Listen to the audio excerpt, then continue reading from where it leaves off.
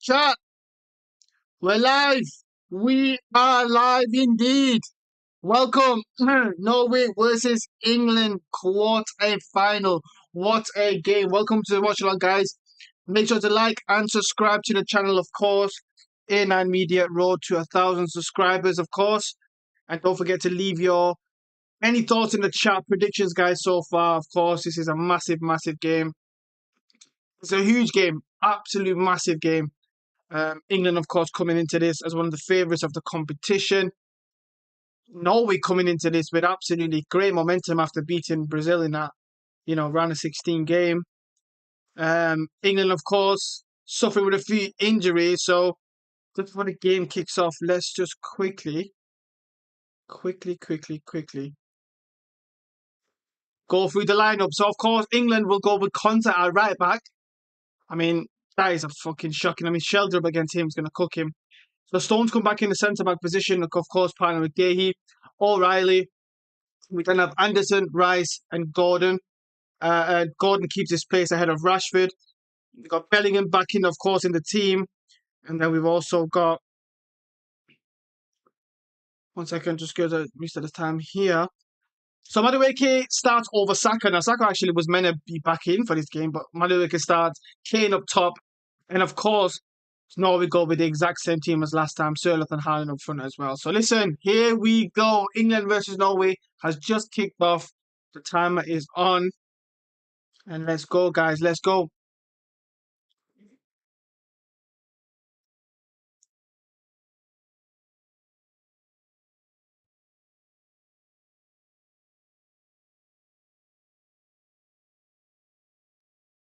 And this all just depends on whether or not Norway are going to park the bus or not. If Norway park the bus, England will just run over them, I think, personally.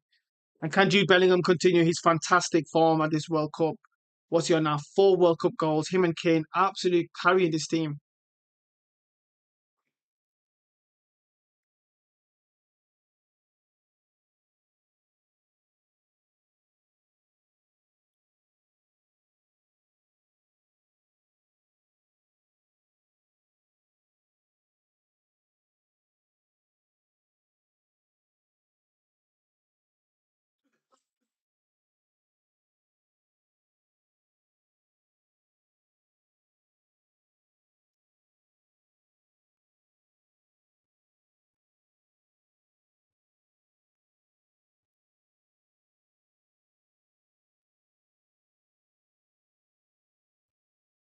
Benedict in the building, my brother.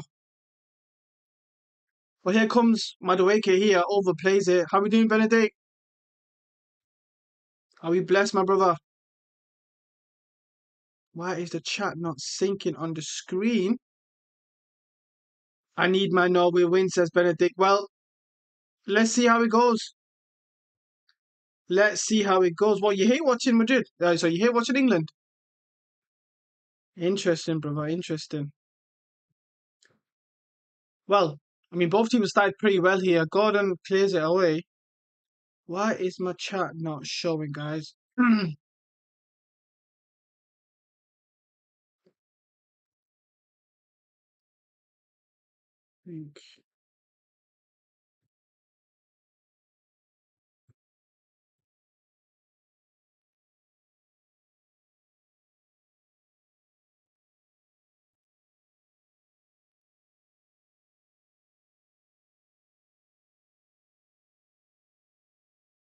Okay, fair enough, Benedict, man. If that's what you want to do, I mean, I don't blame you. I do not blame you, but hey, listen, a massive game, absolutely regardless. Massive game, regardless. Not sure why the chat isn't showing, guys, but let me just try and fix that.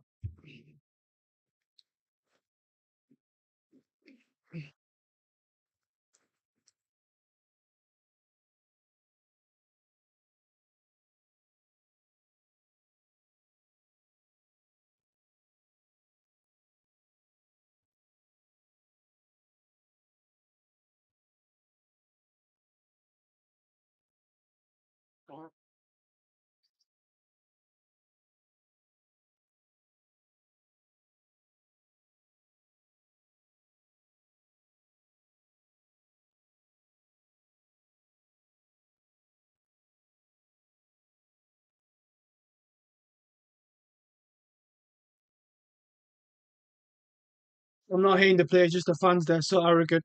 Undermine Norway. Well, to be honest, a lot of these fans have said that they are scared of Haaland tonight. So I've not seen too much of the kind of that, ego from them. Of course, you would expect them to be favourites, of course. So, how's things, Benedict? What's new, my brother? Did you watch the Spain Belgium game yesterday? Couldn't make the stream, unfortunately, brother. Mm.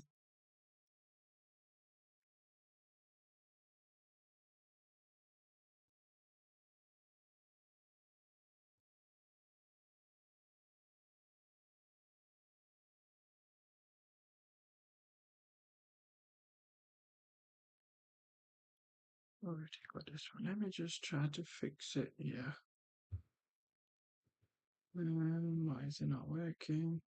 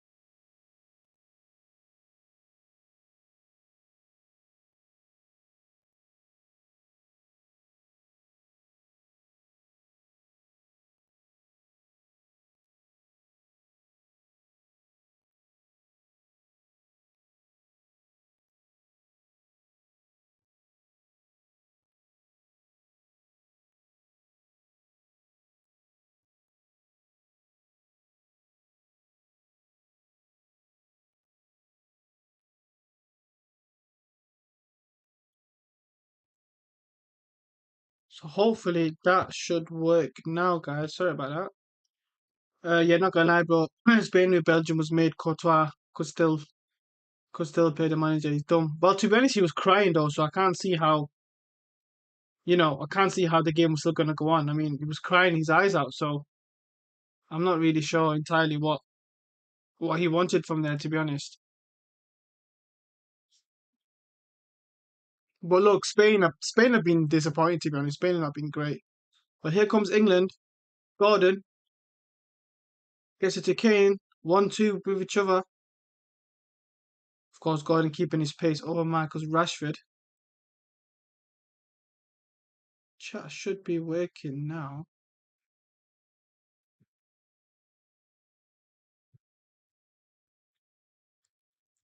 Just double checking, guys, if the chat will work.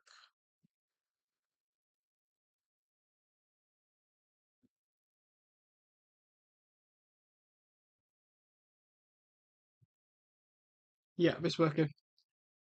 Yeah, Bennett, I can see your chats now easy on the screen now, bro. But yeah, what are your thoughts on the France and Spain, semi-final? What are we saying? Do you think do you think Spain have any chance or what? Because I don't. Here comes Sheldrop. Pass Van Haaland in the box or just away by Stones there. Mike, my broski, how we doing? How are we doing, my brother? By the way, who's watching and who wants me to do the watch along for the Argentina game? I mean, it's very, very late here in the UK. 2 a.m. Not, is it worth it? Is it worth it? Are we going to see an absolute robbery again? Because then it would be worth it. I mean, the drama.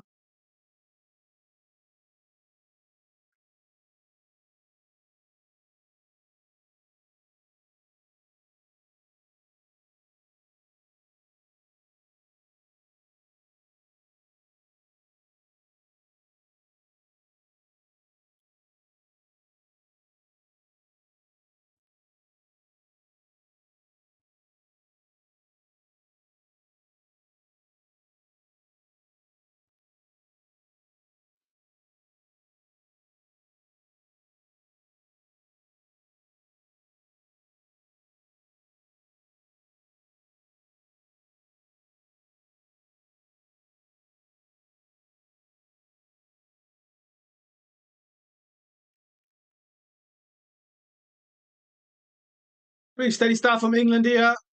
Knocking the ball around nicely.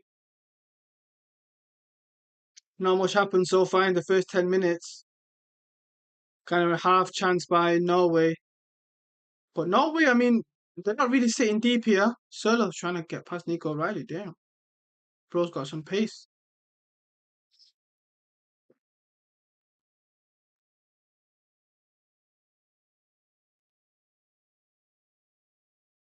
Anderson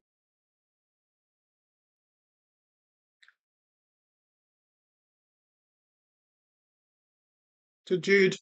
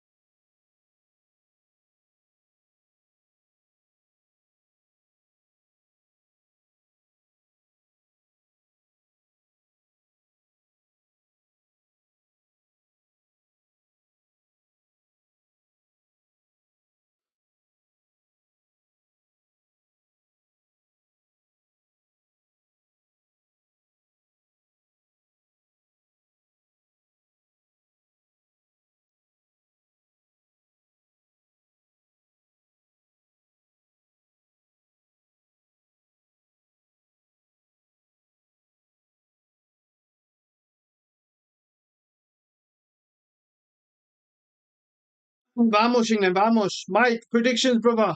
Predictions. Are you here watching like Benedict or what?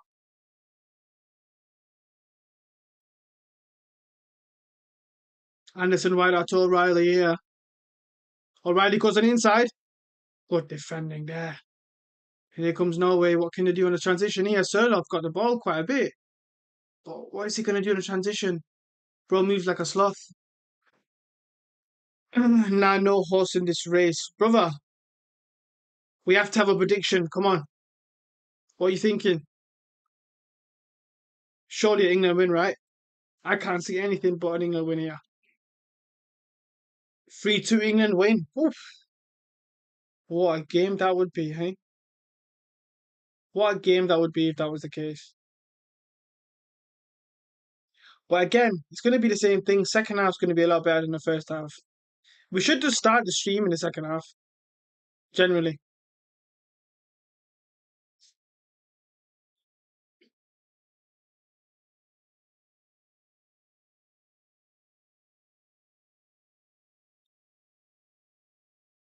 Mike, thoughts on Spain, Belgium? What are we saying about that?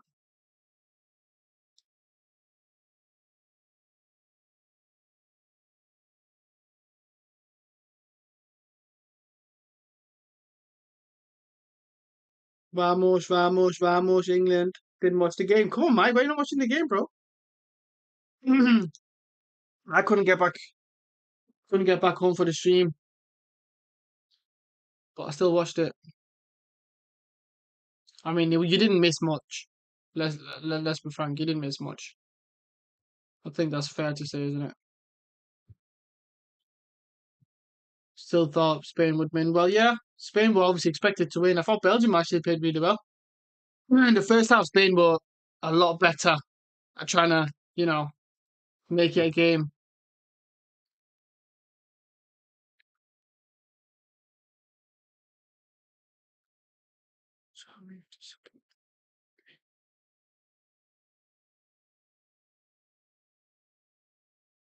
Good. It's better.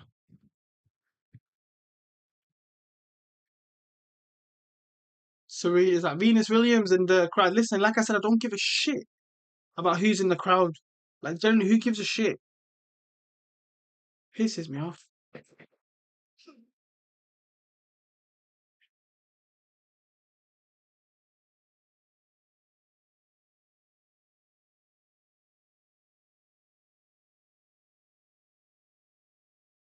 Come on, England. England. England, England, England. England, England, England. England, England, England. Come on, England. Of course, a lot of my English friends Well, not English, but they are ethnically differently. But I mean, obviously born in England and so forth. They of course all want England to win, but they have the same opinion that this England team isn't impressive whatsoever. And look, they're not lying, are they? Let's be real.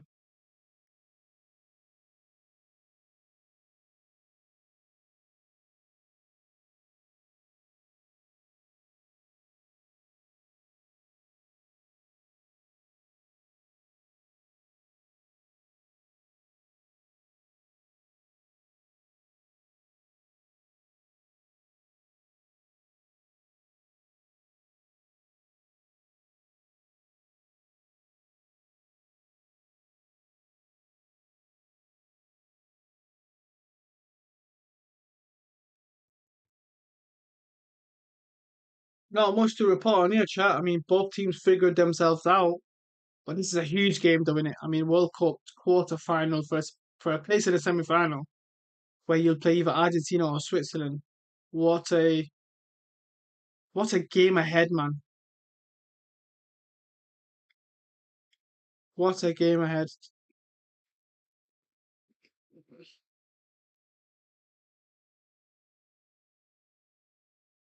Corner to England, great play there by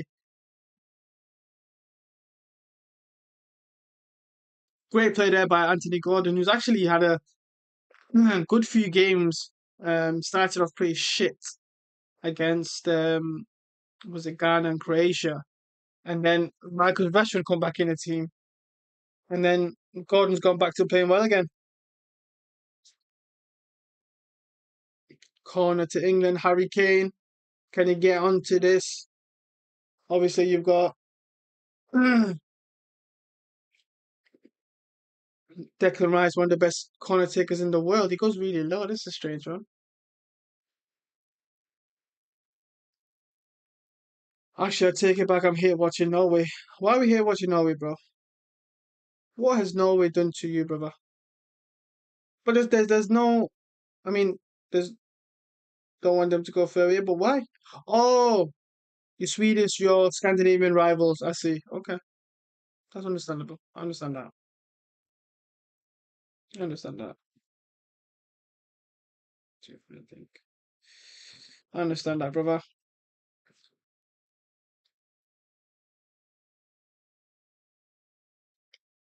Mike, are you watching the Argentina game later or not?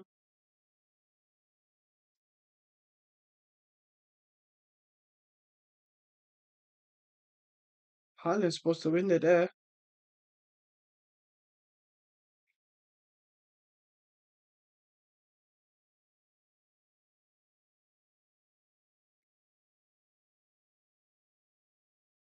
Possession control here, 65% for England, 32 for Norway. So it's clear to see what the plan is. Balling by Gordon away. Headed away brilliantly there. But England still got the ball though. It depends if the Swiss actually score, I'm gonna watch. But bro, it's gonna be like 3 a.m. So will you wait up till about 3 a.m. to see if Swiss scores? To be honest, they might do, bro, you know. They will score, but Argentina will win. There's no way. Let's be honest.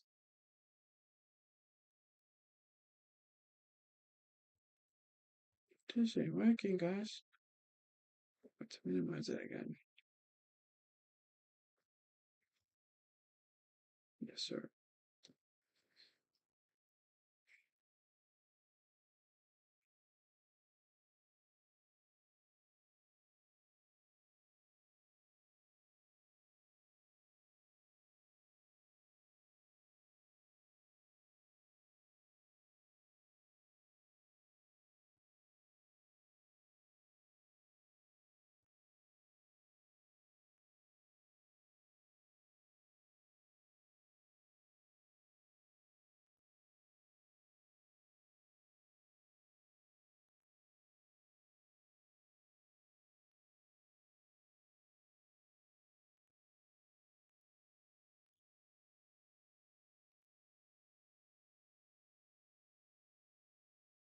I mean, a chance there for Bellingham there. Was that number crossing by Anthony Gordon? It wasn't. It was Anderson this time. Bellingham. Oh, I mean, he comes towards him, and then well, Madueke just lets it run by him.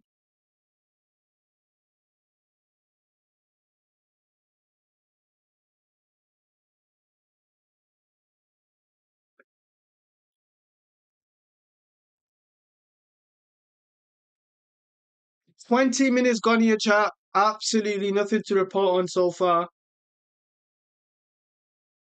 Gordon is so good. How did Newcastle sell him for 80 million? Bro, I wouldn't be surprised if in a few years, yeah, that deal comes through as some dodgy, you know, money laundering business because that doesn't make sense. Mm. Well, I think it was 75 million with add-ons. Don't quote me on it though. No, we're giving the ball away to Harry Kane. He does not punish them there. But bro, even if it was 60 million, right? So Michael Rashford was available for 30 million. 30 million, I think it was. Yeah, it was 30 million. So would that not be a no-brainer? Over, Rashford or Gordon. I mean, come on. Gordon's a good player, but he's not got that X factor, does he? And to spend 60 million or 65 million plus is still incredible. And I always go back to saying it, right? Do you know when you're watching like players that get signed for 60 million plus, like look, even Master they need to provide something better. And I feel like these days, bro, everyone's, you know, every Tom, Dick, and Harry are going for 60 million minimum. It's just ridiculous.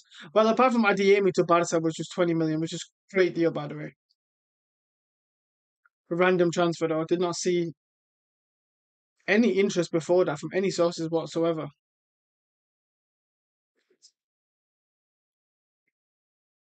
Yeah, exactly. It's not about Rashford being amazing, but he's better than Gordon.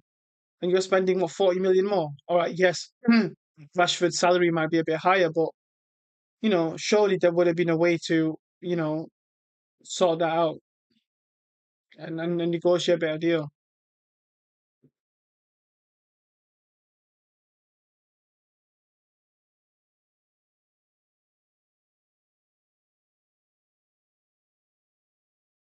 Now we're sitting in a deep block. What can England do here? Anderson to Gordon. Go on, Gordon. Shows you 80 million worth. Well, go on. Just a standard Jack Grealish. Ball in. Oh, the back post. Madueke nearly gets on there. But he just goes over him there.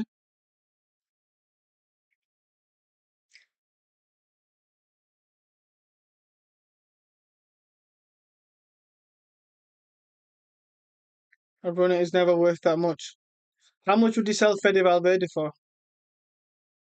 I'm quite intrigued. Mike.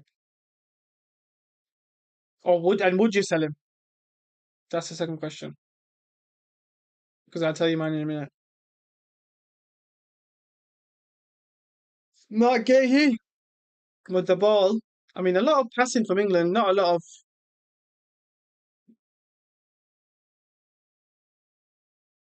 I love end product, but good 1-2 here by Nico and Gordon. Ball into Madueke. Madueke does really well there. Smashes in the box.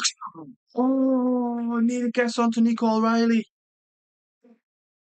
Oh my goodness me. Good play there for England. Not gonna lie to you. That was fantastic play. Well, hydration break. Hydration break. And you know what that means?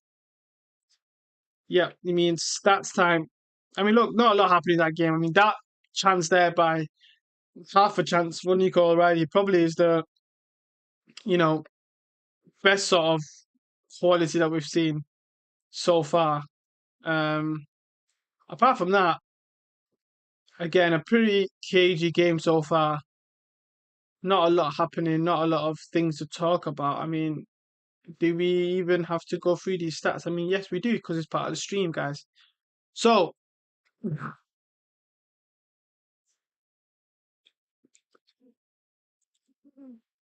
again, I'm not trying to be negative and wherever, but this looks like they've not even played. This looks like they're just warming up. They're just doing their pre-match rituals and all that. Zero shots. Zero shots on target. Five touches in opposition box for England. Two for Norway. Accurate passes. 230, 95%. Norway's had 73 passes, guys. 73 passes. They've had 90 passes overall in 20 minutes. World Cup quarterfinal, guys. World Cup quarterfinals. And just a reminder of where we're at in the bracket. So, Norway versus England, of course. We'll play the winner of Argentina and Switzerland.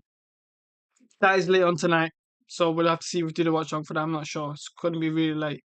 Spain and Belgium, of course, won. Well, Spain won yesterday.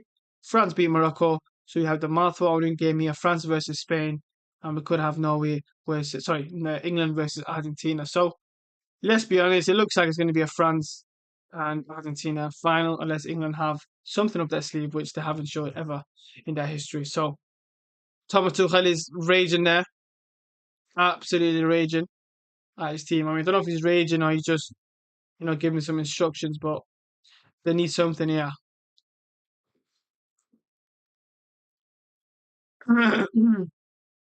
Honestly, I would sell him for 90 million, but actual price should be 60 or 60, 70 mil max. His shooting is the only reason he gets 90 for me. Right, let me answer that question directly, right? So I think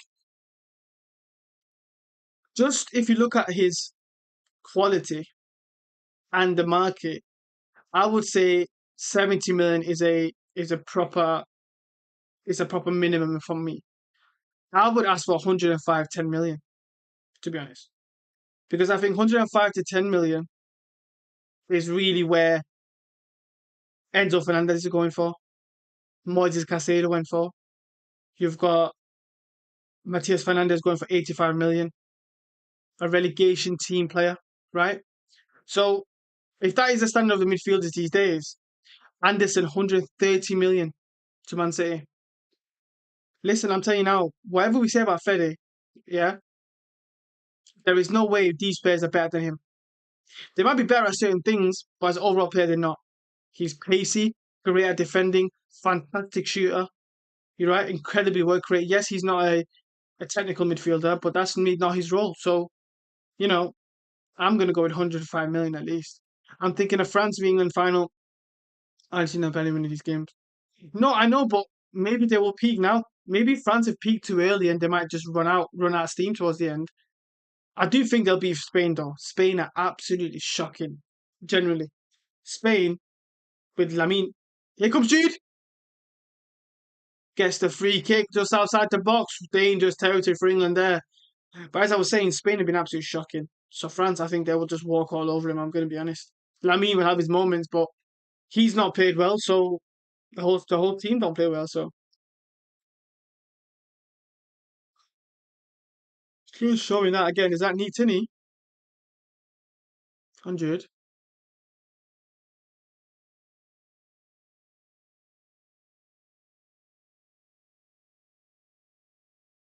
Free kick just outside the box. I mean, it's on the right side of the box, so it would suit. You know, it would definitely suit a left footer, which would be Madueke. But does Madueke have the cojones and the quality? You know, to smack this top bins. Let's see. Harry Kane's there as well.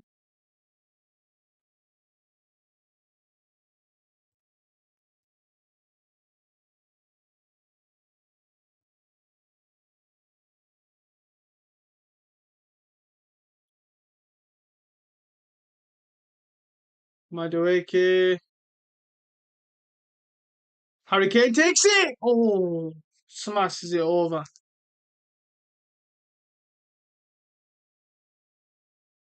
Yeah, wasted.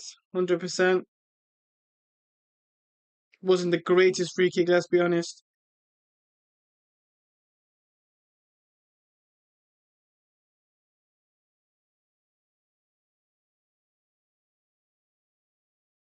But better for England, though. I mean, they've won quite a few balls on counter pressing, you know. And if they keep doing that, they will do well. They'll be in extremely dangerous position. So, but now we need to do something here. That's England's first shot. Well, not on target as of whatsoever, but sky high slapped away. So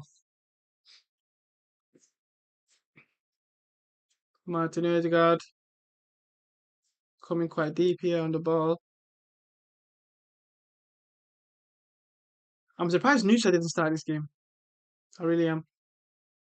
I mean, if you're starting Nusa, you know well, England would know what the intent is to go for the game. I like Sheldrop though.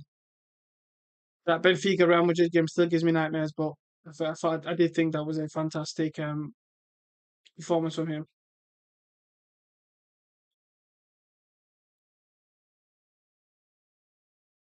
Oh, Norway playing a dangerous game here. England couldn't press though. Serve at the right wing is crazy, bro. It's absolutely madness. Odegaard. Oh, skips past Anderson there. Sörloth. Shell drop. Oh, ask for a handball there. Charges back into Haaland, but still got the ball. Martin Odegaard goes for a very ambitious pass there. Great by Andrew Konza. The Norway are doing the roll thing, whatever you call it. Norway fans. Norwegian fans there.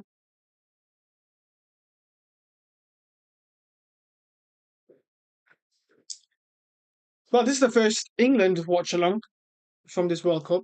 Not done England watch along whatsoever, so it feels weird watching it on the stream. But there's a first for everything, eh? Gordon. Oh, thought he pulled that through. Harry Kane's on the move. Quick throw here. Harry Kane back to Gordon. Gets a free kick.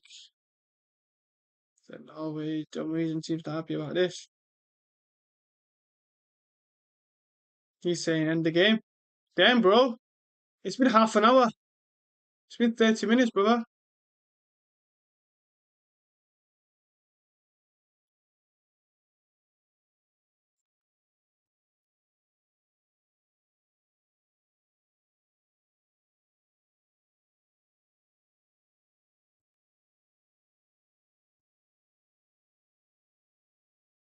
Big teams have not been performing well this World Cup.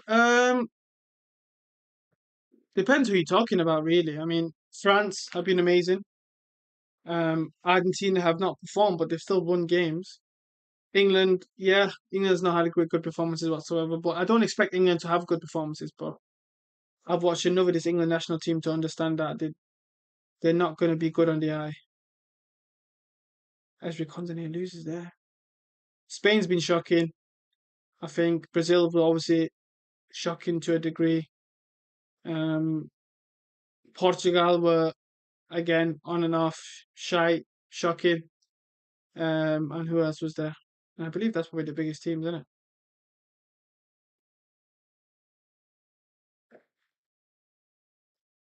All right.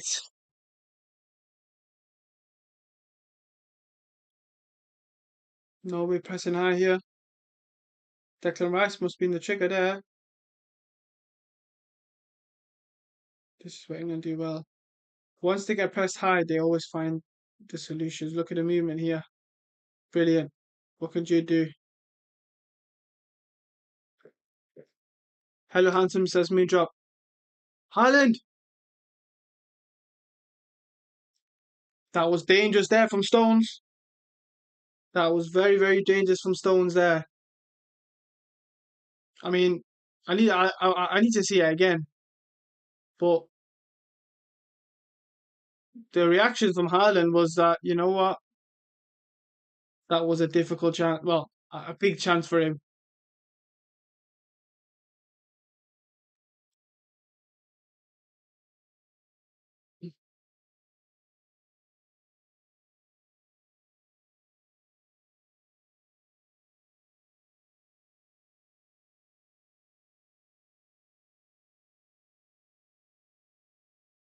My mum thinks Ronaldo messaged her on TikTok. She's gassed. Maybe it was. Maybe it was CR7 to go.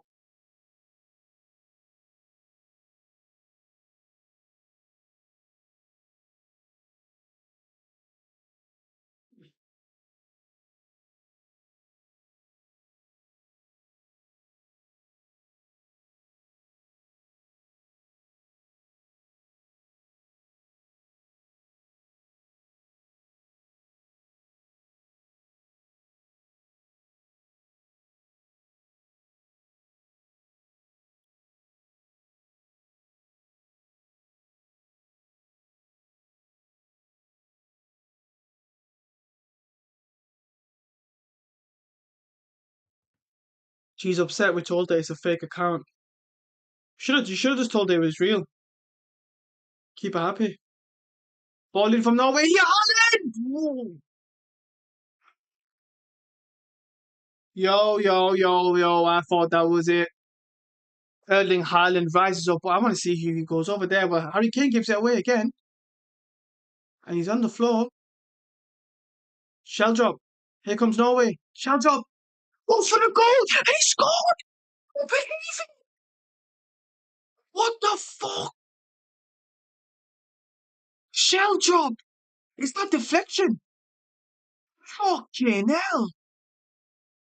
Oh my flipping hell. What the fuck did we see? Did he score from there? Nah. I cannot believe it, chat. I cannot believe it. What, Mike? What did I say about Sheldrop before? I'm telling you, this guy is a top player. Let's watch this again. Asking for a bottom. It's not a foul, Harry Kane, by the way. Don't even try it, England. Don't even try it. Erdegaard out wide to Sheldrop. What happens here? There must be a deflection, right? Sheldrop! It wasn't a deflection. Oh my goodness. Oh my god, I can't believe it. What? But what's Pickford doing though? What in the flipping hell is Pickford doing? That is a tight angle, Mike. It's a tight angle, but why is the keeper not saving that? No, no one ever scores like that from that angle. I'm sorry, unless it's low to the low to the ground. Oh my goodness me, shell drop take and absolutely. What, they're checking it. Listen, that's not a foul.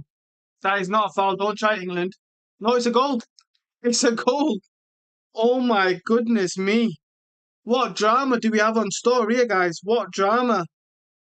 What drama do we have in store? That is the question. Oh my goodness, I can't believe it. I cannot believe it. Here comes England, though. Oh, asking for a penalty on Jude Bellingham. You will not get that.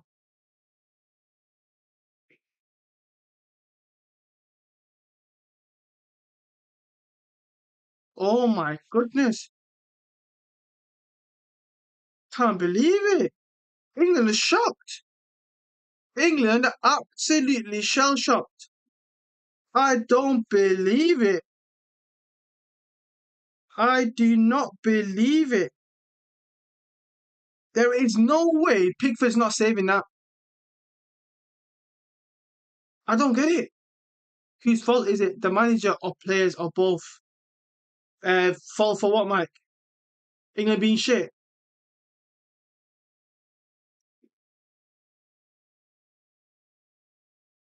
Right. Can England respond here? I mean, there's absolutely drama on show here. England, Norway going up against England. We never thought we'd see it, but we have. We have seen it for how they are playing. I mean, I think England have, like I said, they haven't shown any quality this tournament. They haven't showed any, you know, that final third magic apart from Harry Kane and Jude Bellingham. Anthony Gordon can't get past his right. This Gordon can't get past his right back. I'm telling you. Now he's trying to pull him down and get a foul. Whoever this guy is, what's his name? Ryerson. Listen, this Ryerson geezer, yeah, is absolutely pocketing Gordon. But as I'm saying, it's nothing to do with the manager, right? Well, I said that the reason for England playing the way they do is because of Tuchel's, squad selection. And let's be honest, it's arse, bro. Yeah, it's arse. You've got two midfielders who play the same role, type of role, but no creative midfielder whatsoever. But listen, here comes Norway!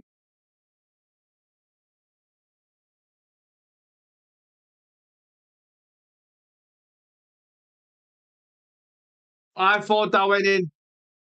I thought that went in. Oh my goodness me. England are on the ropes, guys. England are absolutely on the ropes here. And all it took was a long ball. They've lost it again. Sirloth, Erdegaard. He's going to go for a shot. Erdegaard tries to catch Pickford out at the near post there. I mean, he finally saves a shot. But wow, I'm absolutely gobsmacked. I'm absolutely gobsmacked. Generally, I don't believe it.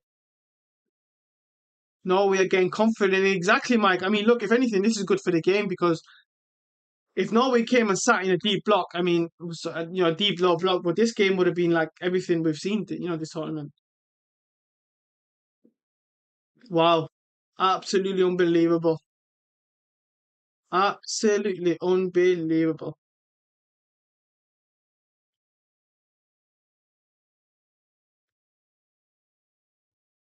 I mean, you can't say it's not deserved. I mean, the both teams have looked pretty equal, but nobody can say that it's against the run of play. Absolutely not. Don't even try it.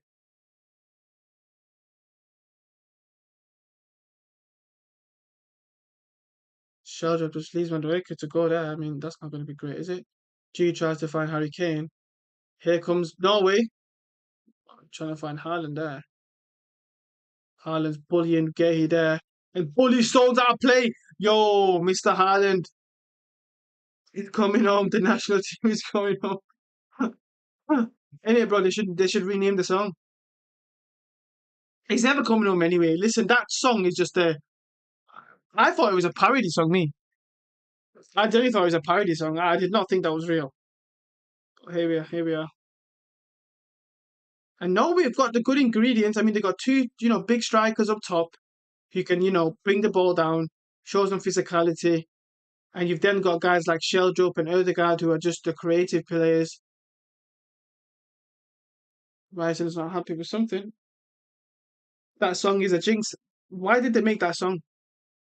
I mean, is there a Swedish equivalent song to that, Mike? That's the question, really.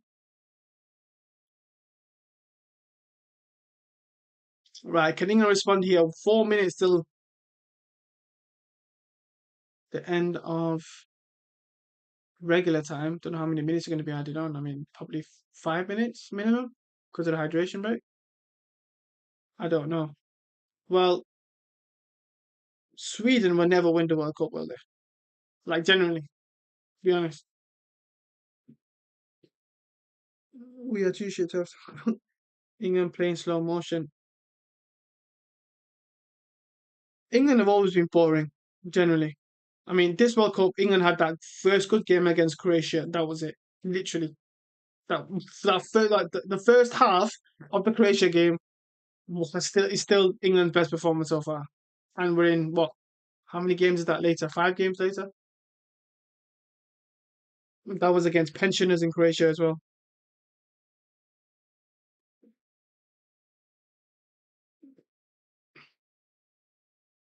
Oh, Rice he loses the ball to Sheldrop there. That would have been dangerous.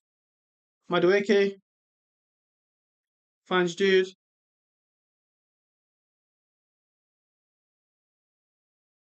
Jude tries to find Kane. It's not good enough there by Jude. One thing about Jude, his through balls are shit. But here comes Norway, and it's a 2v1. Can Sherlock find Haaland? He can't. He can't. He goes for himself. Sherlock. Oh my goodness me. Oh my goodness. England are absolute food on the counter. England are absolute food on the counter. I mean, it was a 2v1. Sherlock and Haaland going against Stones, or was it or Nico O'Reilly, I think. Fantastic defending there. But flipping out Sherlock, bro. Fucking well, you know what? I didn't expect anything less, to be honest. I think it was Nico O'Reilly cut off that pass to Haaland really well, to be honest. So he only had an option to go for himself, but fuck, Well, here comes England, though. End-to-end game here.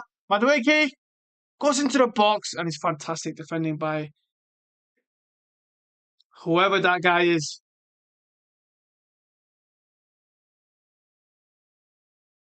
Another celebrity in the thingy that I just don't care about.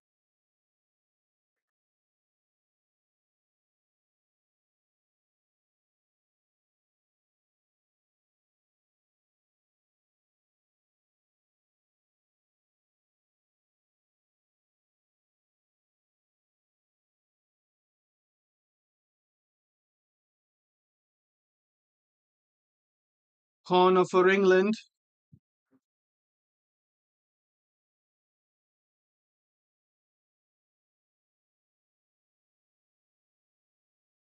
and it was absolutely nothing. Rice still got it. Benedict says, I told you, man's no a threat to England. Well, yeah, you wasn't lying, Benedict. You wasn't lying. Showing that corner again. I mean, who's that on the floor? Anthony Gordon?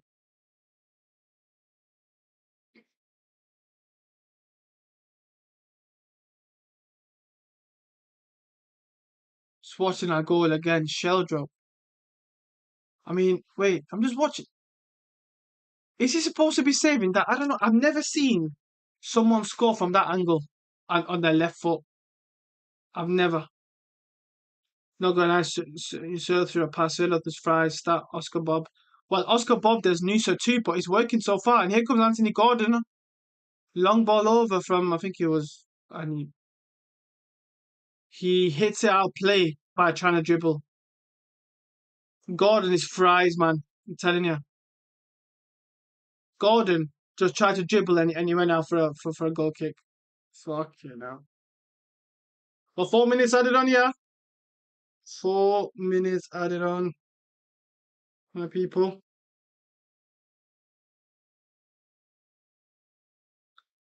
Well, here comes Gordon again. Cuts inside. Finds Jude. Jude Bellingham! Jude Bellingham! Oh my goodness! Jude Bellingham! Jude Bellingham!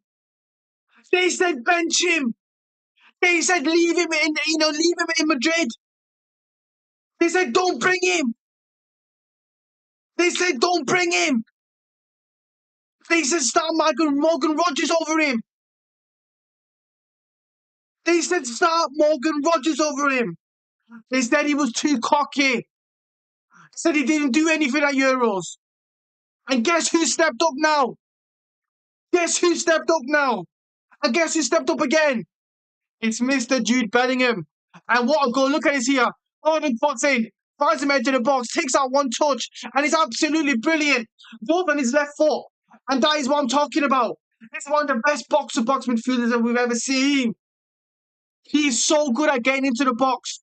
He is so incredibly good at getting into the box and finishing in it. Honestly, I've not seen a midfielder with this type of instinct that maybe Frank Lampard and players like that. It's phenomenal. It's absolutely phenomenal. Just before half time as well. Just before half time. When the men need to step up. When the men need to step up. Guess who stepped up? Mr. Jude Bellingham.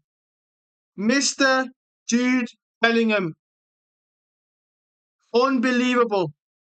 Mike says, I just come back. What happened? Well, Mike, you just missed the most inevitable player in world football scoring again. That's what you've missed, Mike. Shot there by Harry Kane as well. Oh my goodness. Incredible. Absolutely incredible. Jude Bellingham, 5 goals in 6 World Cup games. 5 goals in 6 World Cup games. And they wanted him benched, guys. Don't forget, they wanted him benched.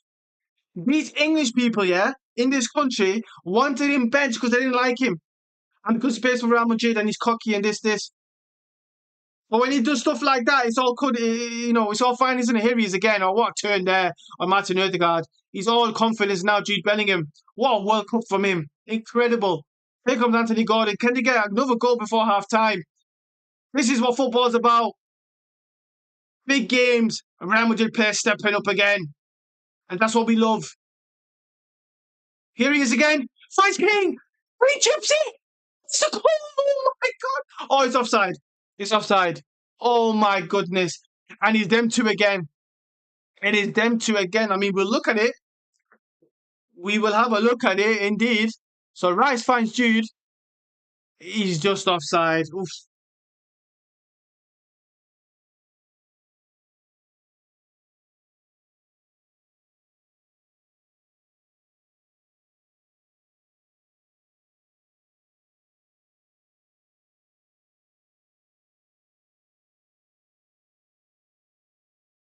There we go. Half time. Half time. Incredible. Absolutely incredible. Honestly, it's unbelievable. I mean, it is really is unbelievable. How good is he? How good is Bellingham? Mike says insane carry for Bellingham this World Cup. Absolutely. 5 goals. A midfielder, 5 goals. This brother is absolutely phenomenal. I mean, 5 goals at the World Cup.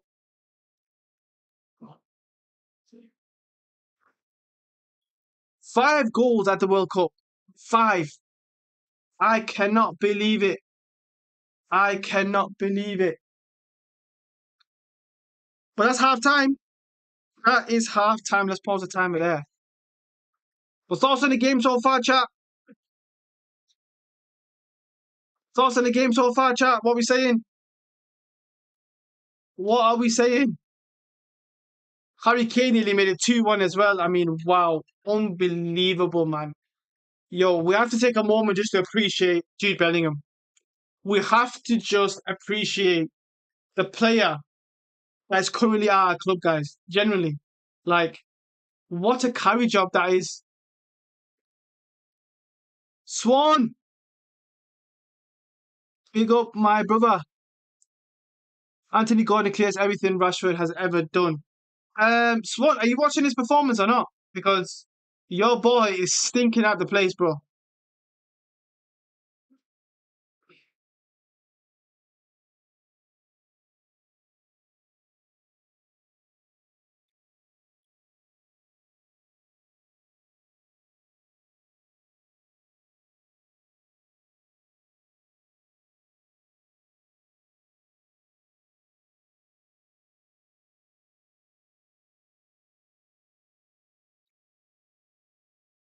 What a player. Ryerson is difficult opponent. No, I mean, he's proven that, but how much did he sign him for? Wait, you know what, guys? Halftime entertainment show. You know, we don't care about the American, halftime show. This is where the real halftime show happens. So let's do some research. Before we do that, let's just look at the stats real quick. Okay, so England, of course, 1-1 against Norway. Expected goals pretty shocking from both teams. I mean, Norway's got the better XG there. 5 shots for Norway, 3 on shots for them on target. England's got 4 and 2, blah, blah, blah, blah, blah. But look, this was the goal, wasn't it? I mean, pretty incredible from Jude Bellingham. I can't really get over it. But let's just quickly Google how much Anthony Gordon was. Because it doesn't make sense. It doesn't make sense. Anthony Gordon, transfer fee to Barcelona. £69.3 million, which is 80 million.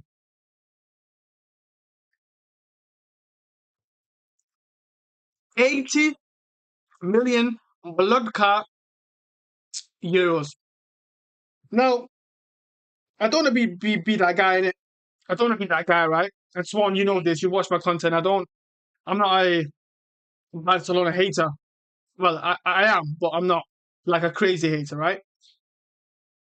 I mean, he's got 7.0 because he got the assist, right? Where's he gone? Let's just go on his stats, right? 44 touches. Of course, he had a lot of the ball. He's got 1 assist, which was Jude Bellingham, who made the most out of it. Oh, of course, that was a chance. Successful dribble 2 out of 5. So Ryson's kept him, pretty quiet there. Accurate crosses 0. Accurate long balls 0. So I mean, see, even if 69 million is 70 million pounds, brother. I mean, it's a lot of money, isn't it? Right? So what has Rashford? So Swan, you're saying Anthony Gordon has done more than what Rashford's ever done. What has Rashford ever done? Or probably done more than what Gordon's done anyway. So I find that signing so random. Find it very, very random indeed.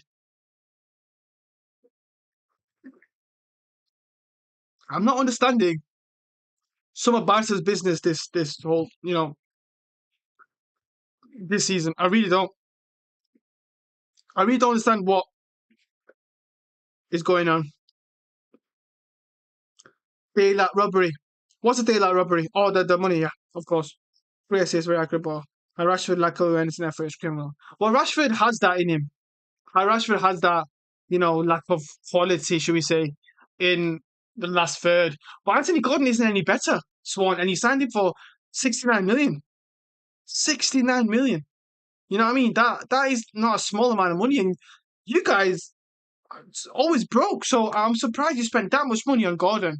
You know, when of course the whole thing about um the Julian Alvarez deal was in there, but still, I mean, incredible, really, that you're still spending that amount of money. I mean, they're showing the goal again.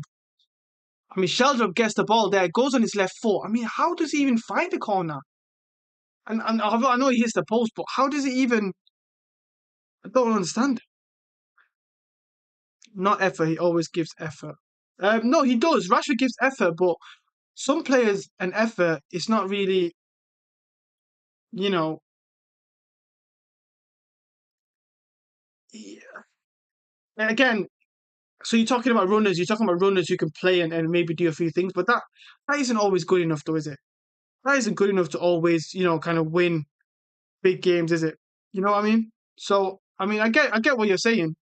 Gordon can pass. Well, he can, but he's not the most amazing passer. And I think for 70 million, I would prefer a bigger signing. But Swan, what is your ideal summer transfer window? So now, of course, um you've got Adeyemi now. Well, so here we go.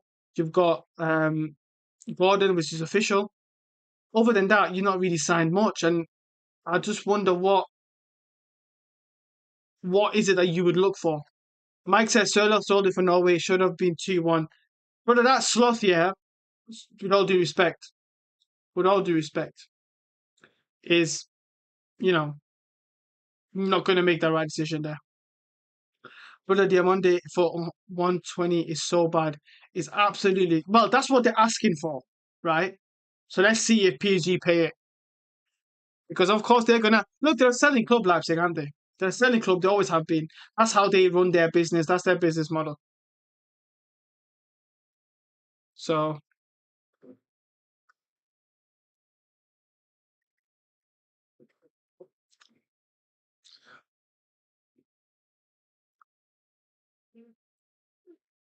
what a goal by Jude Bellingham, man.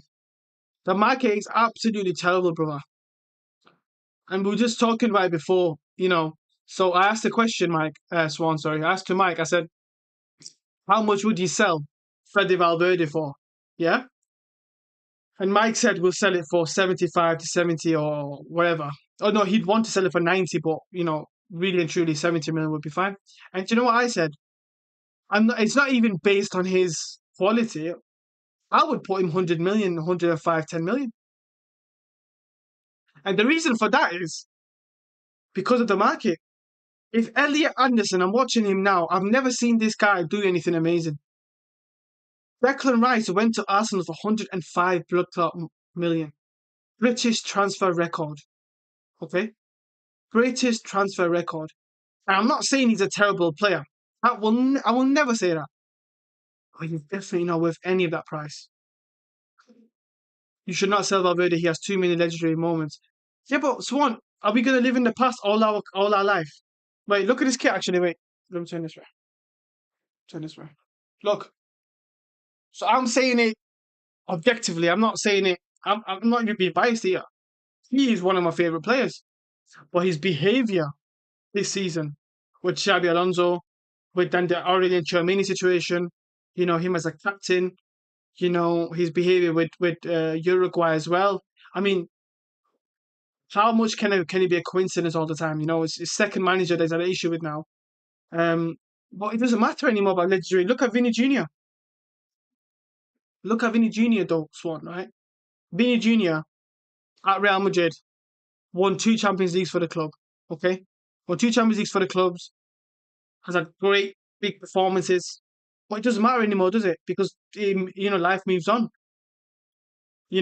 So he has, especially in Real Madrid, bro, that you have to continue to do something, and it's not like I don't mind effort. If you're trying your best, you can't always win. That's fine.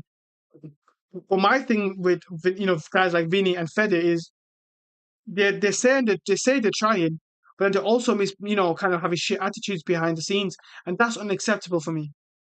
I cannot imagine Madrid selling Valverde unless he's fully finished. Versus Man City hat trick, good versus Bayern. Yeah, but again, it doesn't matter though in a one-off game. If Swan, I see him all season. He was shocking for a lot of the games, and they all were. Don't get me wrong, he wasn't the only one. There was a lot of players who were terrible. He wasn't the only one. Mbappe is a problem. Could football is different to international? Well, again, I've been saying this for a while. Mourinho, of course, is back. Um, Mourinho's back in the at Real Madrid. Let me just show you actually why got you guys here. So Mourinho has returned to Real Madrid, of course, as we know. Um, and I said this on my X. By the way, guys, follow me on my X as well. A9 Media, exactly the same as this channel's name. But let me just show you guys what I said today. Um, so yeah, guys, this is my X account. Trying to run up here. Of course, things are posted, tweets and whatever. But I said this. So of course, Jose Mourinho back at Real Madrid, 2026. Of course. Now look at him now in that pink, fucking shocking. Listen, Adidas, yeah, Adidas hate us, bro. You know how Argentina, FIFA love Argentina, right? Adidas hates Real Madrid. Generally, look at that. Anyway, 2010 obviously was the last time. So I said this. I said, still can't believe this is the reality now. 13 years later, and he's back. But what's the plan? Tactically, mentally, and I said, I'm going to avoid making any predictions on anything before match day one of the new season because there's still no midfielder and Vinny plus Mbappe is still there. That is the thing that's pissing me the fuck off because Dumfries has been signed. Fine. Good signing. Korea, good signing. Still no centre back, by the way. So what are we doing there? Because, anyway, Bernardo Silva's coming from the midfield. I still think he's a good enough signing. Is it going to be started? No. So when I say no midfielder, I still mean no midfielder. There is no starting midfielder who can control the football game for Real Madrid. There isn't. And they haven't gone and signed one. Okay? And them two idiots are still there. So for me, there is no change. Dumfries is a new player. We already have a right back. So Trent Alexander-Arnold. You can argue with me who should start, whatever. That's a different argument. But again, you're not replacing anybody in the third lineup. But Pereira, arguably, you could say, based on the season career it's had, he's probably coming as a starter. Fran Garcia, of course, gone to Betis permanently, so maybe. Bernardo Silva won't be a starter. Aiden Tchouameni's still there. Sign a new contract. He's going to sign a new contract. As we talk about, Fede Valverde still there. Camavinga's still there. Vinny Mbappe's still there. I mean, the same fucking shit. It's the same shit. And this season that I'm wearing here is the shocking season that I wish I could never watch again. But there is no difference. We're still going to be at the same problem here, which is, I'll show you here, these two. Let me zoom in. Oh, fuck it, I can't zoom in. These two are still there. And as long as them two are still there, Real Madrid are going to have the same flipping issues. Because this guy here, this guy wants to be the main man. This guy is already the main man. Because when he joined Real Madrid, he got the highest salary. So then that means he's the main man. And this guy's thinking, shit. This guy's thinking, oh shit, I used to be the main man. I've won Champions League for these clubs. I won them the Champions League. And now I want money too. And guess what? I'm not gonna press either. This is where we are. 2 years of these 2 years trophyless. So I mean, make of that what you will, guys, man. But I know what I seen all this last season. I know these idiots, bro. I know what they're about. I know what they do. So yeah, I mean, Mike says here, let me just catch up on the chat. Mike is playing Vinny and they're not working together. Swan says Vinny's not a problem. He's a problem when you play us. Hard to contain Vinny. Mbappe's movement is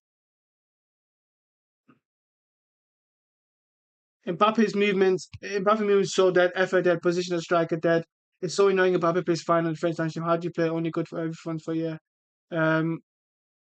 For club football, you cannot have main man FC as PSG. So guys, how did y'all hear about A9? Sorry, TikTok videos. Oh, big up Moondrop.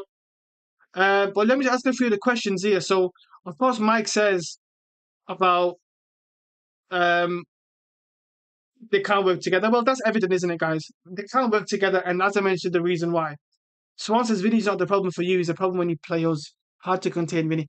Listen, Swan, it's not nothing to do with playing Barcelona. Yes, we struggle against you. That's a different argument. But these two struggle against any team. There has never been a time where these two have looked good together, bar maybe one or two times. Linz Lely says it's so annoying. Mbappe plays fine on the French national team. How do you play good only once every 4 years? I think there's a few different reasons, I would say, Lindsay Lely. Big up to you, by the way. Big up to joining the chat. Make sure to subscribe, by the way, and like the live. What I would say is, Lindsay Lely is, I also think there's a more of a want. There's more of a want for Mbappe to play well in France. I think he loves playing there more. And I think, it's one of them things where he just has better players around him and he is the main guy. He is the main guy. And I think that is what the problem is. He's the main man. Everyone looks for him. And that's what he doesn't get that Real Madrid because Vinny wants to be the main man too. That is the only problem. But yeah, big up to you chat there though. Vinny's a problem for us, not for you. Uh, against one. I don't agree with that, mate. I don't agree with that.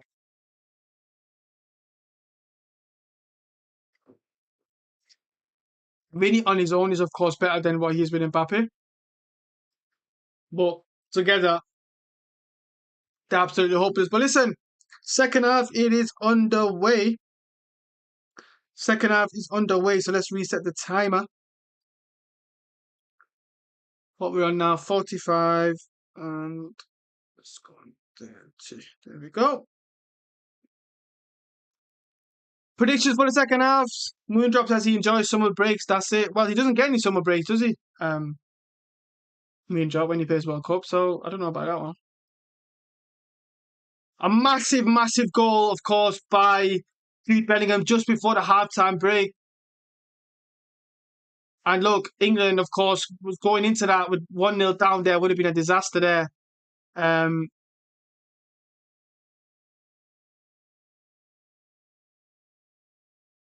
Swan says that. Sorry, Moondrop. Gordon's cooking. Swan, to be honest, bro, I'm going to let you be optimistic about him, bro. He's your new signing. You know what I mean? I'll forgive you, brother. I will forgive you. Swan, thoughts on the France, not the France, Spain game yesterday? Thoughts, brother?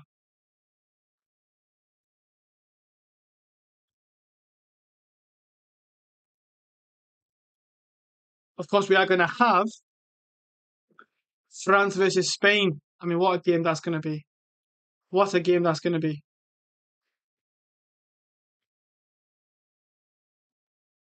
Spain playing second game? Well, yeah, absolutely. Spain, I'm not. Look, I've said this all tournament, haven't I, Swan? I've not been impressed with Spain whatsoever. Conserving energy. Can you conserve energy against France? Even if you have energy, I still don't think they'll beat them. But anyway, free kick to England here. Eze is standing over it here. Eze goes into the deflects over. So there's a few subs, of course. Bukayo Saka's coming for Martinelli. For Martinelli. What I'm talking about. Bukayo Saka's coming for Madueke. I believe Eze's coming for. Who's Eze coming for? I'm confused here. Who has Eze come on for?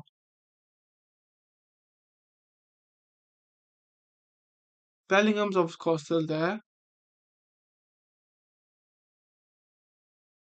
Declan Rice has gone off. Wait, they're showing. Yeah, I think Declan Rice has gone off here. Yeah, I think Declan Rice has gone off. Mike, you're right. I think they're just showing the team now. I mean, he did have a bit of an injury in the last few games. So if Declan Rice is off, that means it's Elliot Anderson who's anchoring this midfield.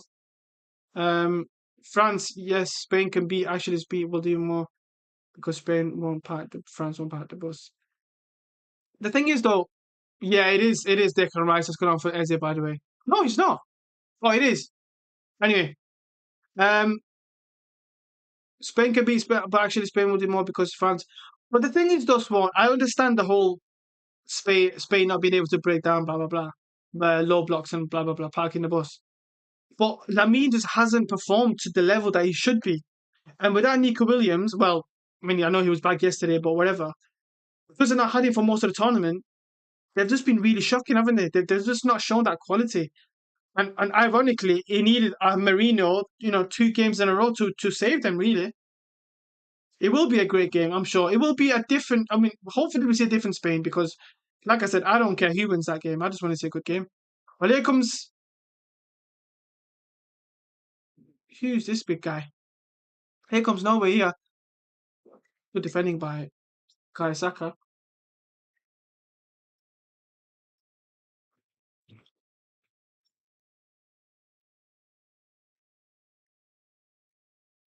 But guys, thoughts on the game so far? Who is your man of the match so far? Is there a man of the match? Because that first half was a great first half towards the end. That Jude Bellingham goal, absolutely incredible. And that is actually history, guys. That is the first goal from a Real Madrid player at this World Cup on the stream on this channel. So, look, like I said, every single stream is popping off. Mike says, Bellingham, you're not very far off there. Here he is. Oh, brilliant. Oh, my goodness. Beautiful. Gives it to Saka. Yes, true, but he has to get to 100% and he's been facing 3 guys every game, still dribbling, passing, and crossing the shoot. I had this conversation with Clippy, Swan, and I said Lamine Yamal is now getting to that point where he is going to be marked by 2, 3 players. There's going to be specific game plans to stop him. There's going to be specific players to stop him. That's the level he's at now, which what every great player, by the way, in the history of the game had to go through, right? Every single player had to go through that. And he needs to adapt now. Speaking of adaptation, here comes Saka on the right wing against Odegaard. Goes for the shot. Good block there.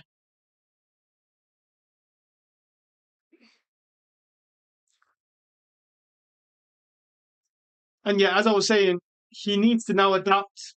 Every great player went through that where he was a kid. Nobody thought, yes, he's great. Let's just leave him. He then becomes great, and then everyone knows, and then he has to adapt. So interesting times ahead for Lamine Yamal. Here comes Norway with a bit of space. Out wide here to Sherlock. Can they find a ball? They can't. And it's Sherlock. Fucking shit bag. I always thought you would get Saka. Well, I said this before. I would love Saka as a right winger, but this version of Saka has been kind of overworked a bit in the last few years. So he's not the same player he was, that agile, quick winger. So, but speaking of Lamine as well, I do think he should be a number 10. Or at least exactly how Elise plays for France, I think that's exactly how Lamine should play for Barca in Spain. I don't think he's a quote unquote right winger or a touchdown winger. I just don't think he is. He can do the job, of course, but I just don't think he can do it.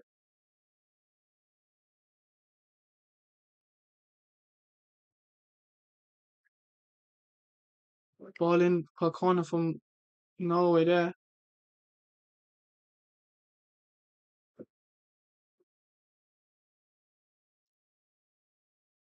Great header by Haaland there, but again, Pickford, what's he doing? Pickford just parries it away. I mean, he's seen it all the way. I mean, what is he doing? I mean, he doesn't look confident to me. Can Erling Haaland get another goal? Imagine the scenes if Haaland gets another goal here.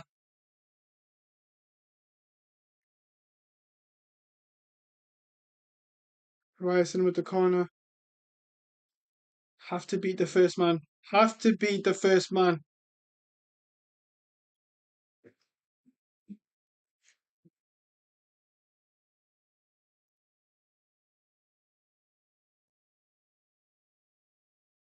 Oh my God. That was dangerous. Hey, Norway are coming on strong here.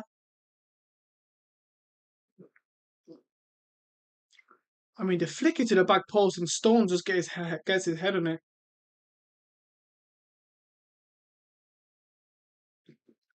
But I'll tell you one thing though, Norway are competing, which is what we wanted.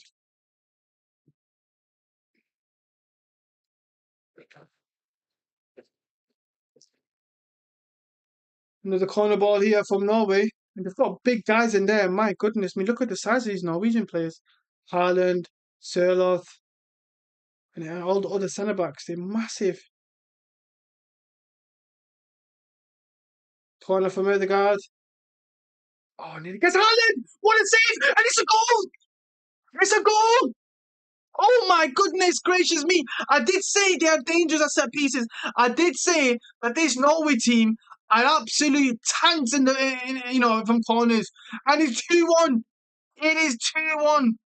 Oh my goodness me! Incredible! It is actually two. Norway 2, England 1. And who is it? I'm sure that's that big ass centre back. I mean, what happens here? And what are they even checking here? What happened there? Holy shit, says Mike. Right, what happens here? Haaland shoots his new teammate Anderson over. They're not going to disallow that, are they? And then he's on an offside. Great save, the first one. And he's there for the rebound. Oh, I don't know about this one. He looks off to me. He looks just off to me. Swan says offside. Should be offside, right? Okay, I thought you said it's already offside. Please don't spoil in the chat. This is a big moment, this. If you guys are ahead. Oh, he's going to have a look at it. I think this will get disallowed. I mean, there's two decisions. The foul on Anderson from Haaland or the offside call. Let's see. What's he going to look at? Leandro Trossard, referee. So he's looking at the foul first. I mean, why is he doing that? That's obviously going to be a foul.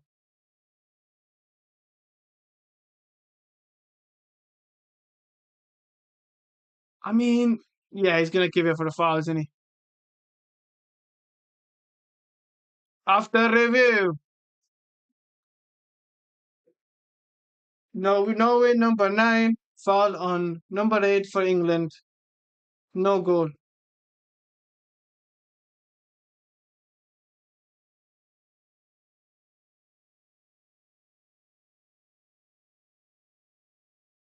He didn't need to do that, did he? Oh, retake corner? Eh? Retake the corner? Oh, is that what you're saying, Swan? You said should happen. Right, okay. Well, we can take back the score. I mean, why is he doing that though? There was absolutely no need for him to do that. He just ruined a great goal.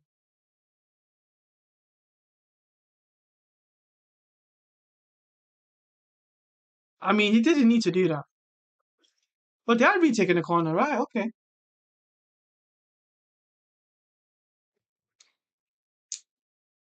Like the first time in my life I've seen that.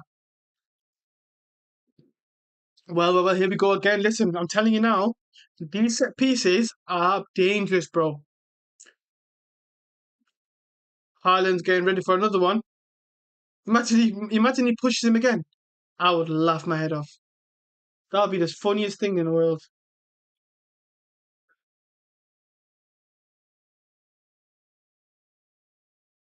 Oh, if I happened for a ball was in play. Oh, okay.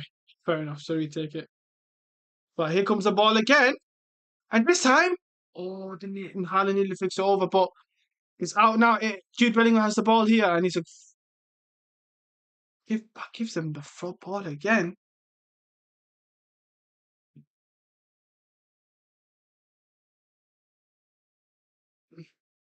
Ryerson's injured. Ooh. That's a big one for Norway there. So Anthony Gordon's really struggled with him. Come on, England, score some fucking goals, says Mike. Well, I think every single person in this country right now says the same, or is saying the same.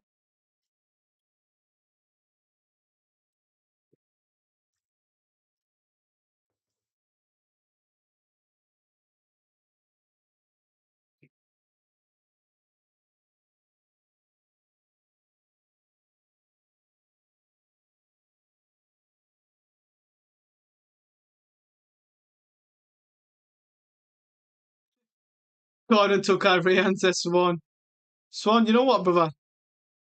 I really admire your positivity around Gordon today. I like it.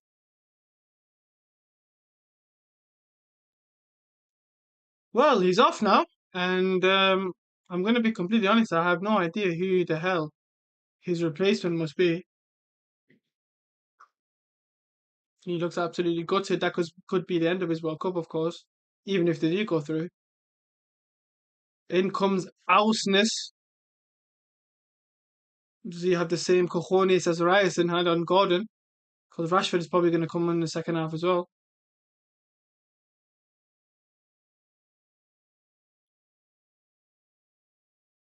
Tougher point. That's what Gordon is. Well, he's not easy. I mean, when I say easy, I'm not like when I say easy, I'm not saying he's like absolutely a retard, but I'm saying like he's pass the ball. He's not, you know, a Lamine, is he? I mean, no one is, but you know what I mean. He's just a handful because he constantly comes at you, but quality isn't really there, is it? I'm really surprised when you spent that much money on him, generally. For a club that's, not in a great financial state, I mean, I find that incredible. Long ball over to Haaland on Gay. Gay does really well. That's actually a foul, isn't it? But Norway got the ball again. I mean, this is all Norway the second half. I don't think England even had a shot apart from the free kick.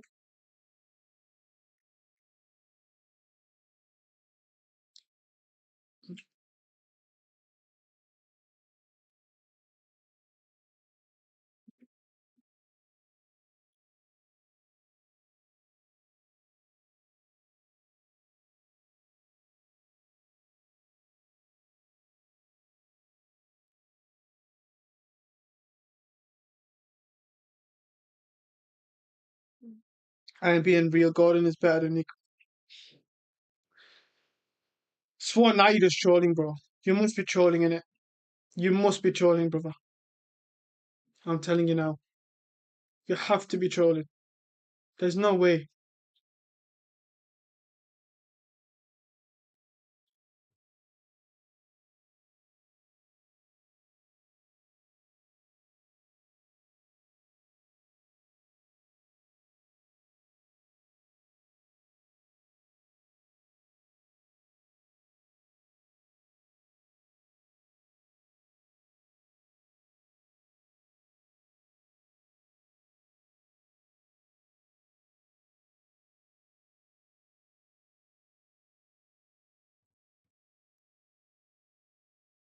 But I was so against the Nico Williams signing. Yeah, you could be against the signing, Swan, but to say that Anthony Gordon, who spent most of his career at clubs like Newcastle and Everton, to someone like Nico Williams who's gone and won Euro finals, Euro final, and had great performances and showed great level against top teams.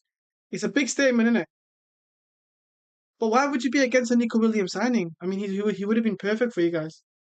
Obviously, Rafinha's been there, but Rafinha looks like he's might even leave this summer because of the money situation that he's got. So he would have been perfect, wouldn't he?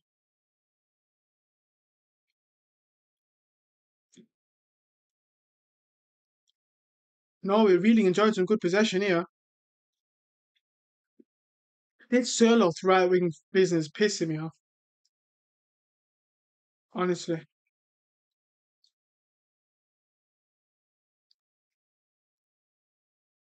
Oscar Bob's going to have to warm up now.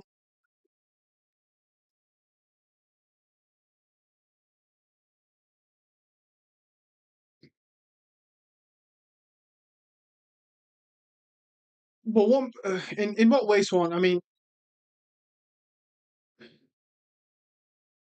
yeah, but you're describing Anthony Gordon. You're actually describing Anthony Gordon there. Crossing, shocking, dribbling, shocking, just pace. That's Anthony Gordon. And he signed him for £70 million, €80 million. Come on, man.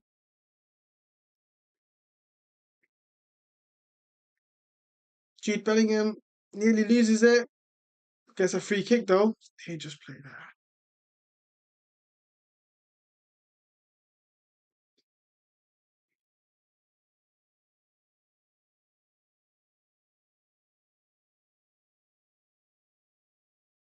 Infantino probably wants England to win. So Argentina gets an easier opposition. What you think England are easier than Norway for Argentina? He can at least beat one man. Nico Williams can beat one man, let me tell you that. At his best. He has been terrible for the last season, let's be honest. Injuries and whatnot. Oh, Fabregas, Wenger, Cafu, Kaká, Del Piero, R9. Oof. That is what we want to see. Not fucking Brad Pitt and fucking, you know what I mean? Brad Pitt and Venus Williams. Okay, no disrespect to her. But that's the kind of legends you want to see. Football legends.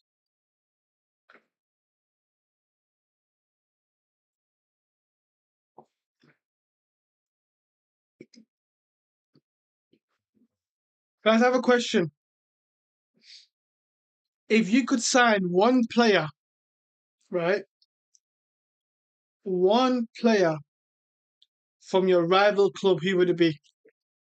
So, I mean, we've got Mike, of course, a Real Madrid fan. We've got Swan, who's a Barcelona fan. Tell me one player you would sign. And I think I know Swans. I think he's mentioned it before, but let's see if he says it. I don't want to spoil his surprise. I heard that England were trash, but now I'm seeing it for myself. They're even worse. They're absolutely shocking, bro. Ball in from Gordon to Kane. Oh, it's good defending by Shell Drop.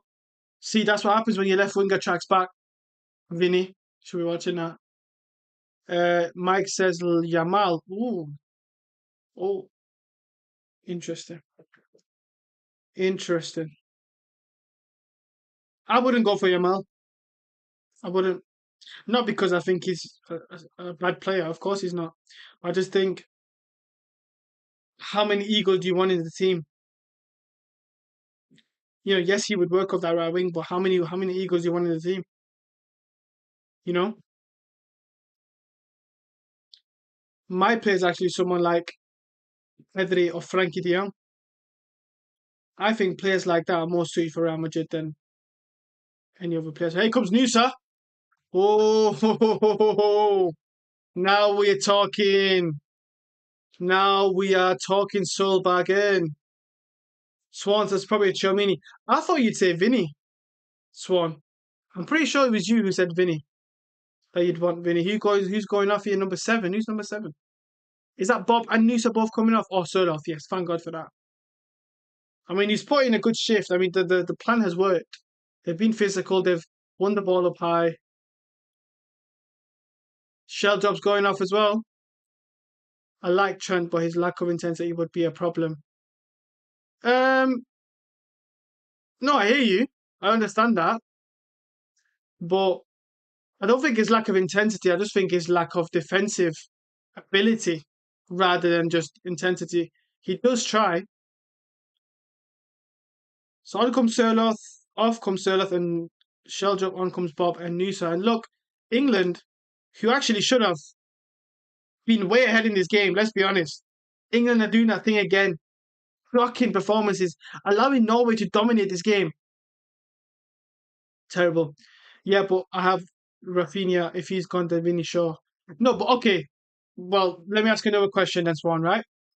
Let me ask you another question. So, in terms of if Vinny was there, so if you had Vinny and also um, if you had Vinny and you had Rafinha and you had to choose one, who would you choose? Who would you choose?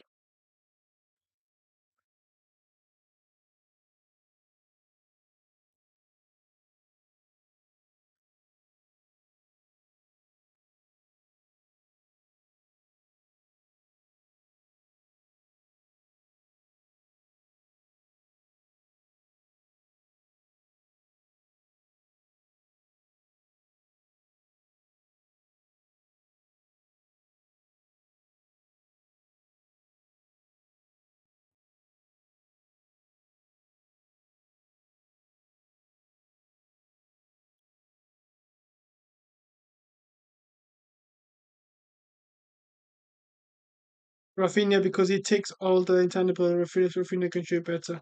Okay. Hello everyone. Clippy! Clippy, my boy, you made it, bro. You just about made it, brother. Thoughts on the game so far, Clippy? Intangibles are leadership, organizing, pressing. Well, Barca have leaders all across the pitch. Real Madrid don't. So I really want Kvara to join us and sell Vinny. Oof. Kvaratskhelia this season has generally been the best player for PSG, in my opinion. I don't think Dembele has been the best player at all. So if there was a Ballon d'Or vote today, based on right now, I think Kvara goes over Dembele for me.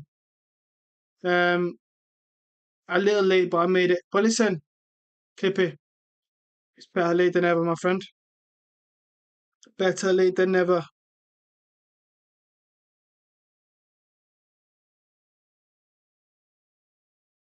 Can't believe Jude Bellingham again. He's a Madridista.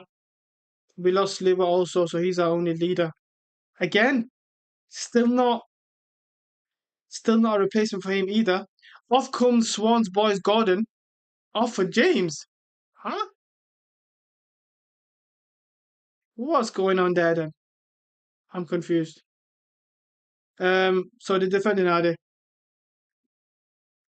Not gonna let someone was scored last minute or extra time. You know, I wouldn't be surprised if Jude scores the late winner here, you know. Okay. No, it gives us the vibe, gives us that they're really pushing hard, they will get tired eventually. I think they'll get winner eight. Clippy, it might be the game for 80 minutes plus again, guys. As we've seen on the stream, every single stream, 80-minute plus, it comes alive. Um, Mbappe is also not the leader of your attack, and neither is Vinny. But then you look at him for France, though, Swan. He's the leader there, he's the captain there. So what is the difference? That's the question that we all want to know. But anyway, here comes the second hydration break. Oh my God, Reece James nearly gave away there. Oh my goodness me. If England lose it from here, this would be a disaster.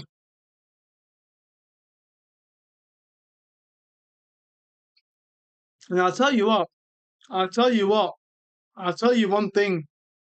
This Norway's team have not disappointed today, I'm telling you now. They have not disappointed today. I'm so happy that they've come to play ball, generally. If anything, it's England that are parking the bus. Um, France has a lesser team than Real Madrid. But it's not about the team, though, Swan. It's about him as a leader. He's a leader of that attack. And that's why he's performing, right? Well, I'm not saying that's the only reason, but he's performing and he's the leader. And no, I'm sorry, France has a lesson. They do absolutely. So why can he not be a leader for Real Madrid? It doesn't make sense.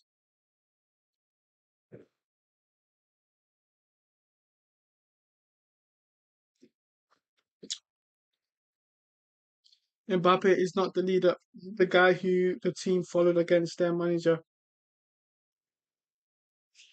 To be honest, Clippy, right? I would be the first person to criticize Mbappe purely because I've got no loyalties to him. But the whole thing with the manager thing was Vinny. I know you're mentioning about the Super Copa thing, where Real Madrid lost to Barca, and he was asking the players to come. Mbappe apparently believed that that was the way you should be doing it, not because what Alonso was saying. But Vinny destroyed the Xabi Alonso project. Destroyed it. Why? Because he wasn't the main man. He wasn't the main man. He was getting subbed. He completed 390s the whole in about I think it was like 13 games. But listen, here comes Oscar Bob in the box. Oh, is that Nusa? Um, so Vinny's the one that destroyed the Xabi Alonso project, and I will never ever forgive him for that. Because if there was ever a potential for Real Madrid to finally have a manager with an identity, that was him. So I just think it's one of them things where this is where I want Vinny out. I just think it's inexcusable really. Now you have better players than Mbappe. See Mbappe hiding as strikers. You got Jude and kind of similar goals from if you look at Vinny is a good. Well, I mean, yeah, okay. So if that's what your point for sure, Swan. Just looking at the ball here from Norway here. I mean, Norway are absolutely pushing this. I would love to know what the England commentators are saying about this game right now because all I'm seeing is Norway, Norway, Norway. Noosa strike in the box. But yeah, for sure. Vinny and Mbappe are all Vinny and Mbappe are in the same positions on the pitch. Then when you go in the box, whenever Mbappe does get in the box, Jude is also there. So it's what's the word? Incompatible. Sorry, it's an incompatible attack, really and truly. But Perez still went and signed it, so blame him. But then again, I mean, look at that team though. You've got Othman, you got that Ballon d'Or winner Dembele in the team. You've got Michael Elise, who's had a if top three, top four, maybe best players in the world this season. Okay, you got Desiree Doué, who's won back-to-back Champions Leagues as well. Okay, bad call is a bit of a kid. I mean, so Doué, but Doué just looks a bit more, established. So, okay, apart from the rest of the team, you've got Saliba's a Premier League winner. I mean, in terms of attack, they have a better attack than Real Madrid based on form as well. Dewey and Bad Call has been better than Vinny Jr. Then Betty has been better than whoever else is playing for Real Madrid. So off the crossbar! No, we have the crossbar and Haaland just goes it wide. Oh my God! No, we are knocking on the door here. No, we are knocking on this door hard. Let me tell you one thing right here. Let's watch this again. It's another set piece. What have I told you guys? Pickford smacks it out, and it's oh my goodness, who was that? To get the ball back in the box by the house, whoever he is, and it's a flick by the Norwegian defender, falls first out of his goal, and it's a good defending by Conte towards the end.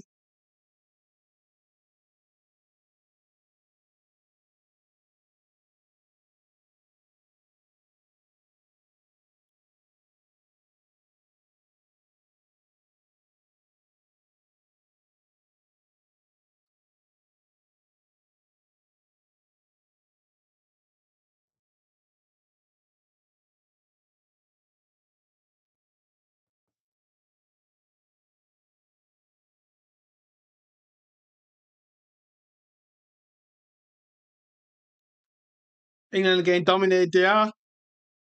So incoming Hurricane dagger. This is what they do. I've not seen Eze on the ball at all in this second half. Reece James on here. This formation is Jude Bellingham is playing a deeper role. Is that why maybe England are not playing there well or what? Harden and Gay. Oh my God, absolutely battling today. Think about it, bro. Unless Mbappe wins the UCL, he cannot say I'm the best player at Madrid. But on paper, though, bro. So forget that. It's okay.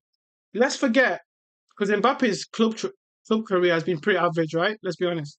So let's talk about well, not average, but in terms of trophies, it's non-existent. He's only ever won in France, hasn't he? And that was only the league titles and the cups. So he's not won anything substantial club level. But let's just say Vinny hadn't won anything either, or Jude hadn't won anything either, club level. Who's a better player,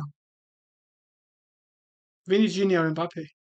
As a pure footballer, as a quality wise, ball in by Saka. And Nico Riley was there at the back post, he just couldn't go in. Like, generally, guys, tell me, right? As a player, who's a better, who has a higher ceiling in terms of their talent, Vinny Jr. or Kylian Mbappe? There's only one answer, though, isn't it? So I hear what you're saying, Swan. Like, I get it.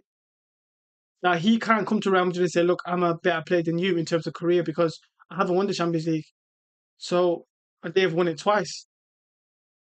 I get that, but it doesn't really mean shit, though, does it? Vinny as a footballer, I disagree, Swan. Mike says Mbappe. Like, it depends what you define footballer as. So this is maybe where this is a subjective argument. But I'm just saying, as a footballer, as a like I said, a higher ceiling. It's like, right? I have a son, right? So I have a son and I have a daughter. So let's say my two kids are side to side. There's going to be one of them who's going to have a higher ceiling than the other. But one of them might be advanced, more advanced than that person. It doesn't mean they have a higher ceiling. Do you know what I mean? So purely on talent, purely on ability. I mean, Vinny maybe as a overall player maybe has better skills and I think he's a better passer than Mbappe. I think he's a better he's a better striker in terms of knowing where to run into the box. However, as a footballing as a footballer, I think Mbappe fucks in every department. To be honest, Vinny to me has gotten worse. Exactly, Mike. Vinny tries too much. That's why he seems worse. But he has more ability than Mbappe. Again, it depends what's it depends what you define as ability. For me, ability is you know what are your biggest strengths. So, what's Mbappe's biggest strength? Speed, right, and goal scoring. What's this attack from Norway? Mbappe's biggest attribute is his speed and his goal scoring ability. That's all Mbappe is really. But them two qualities of Mbappe are better than whatever the best qualities of Vinny's are. Which Vinny's probably best quality is dribbling, right? When he's at his best. His unpredictability, that's the word. And his dribbling comes hand in hand. That is his best quality, isn't it? When Vinny's in that flow, it's hard to stop him, isn't it? But when he's shit, he's absolutely shocking. He's like Anthony Gordon today, with all due respect, Swan. You know what I mean? So you have to look at both sides. Oscar Bobby, look at him feet. My goodness. Oh my God, Haaland on the move. I just love Haaland's movements, always on the move.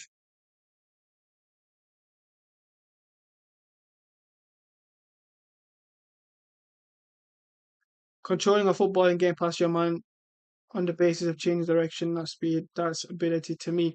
I mean, it depends. Yeah, I know. I hear what you're saying, Swan. I hear what you're saying. So again, it's subjective in it. You know, if you asked me 2 years ago, I would say Vinny based on how Vinny has performed and how Mbappe has performed in club level. I would say that Vinny's overall game was a lot better. But Vinny, since Mbappe has come, his game's got even worse. And maybe it is him doing too much, but it's also maybe the love for the game has gone because he has so much money now.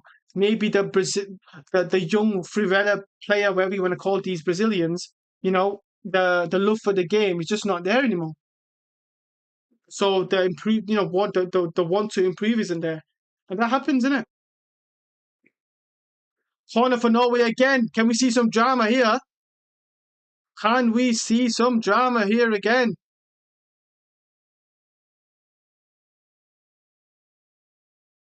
What are they doing here?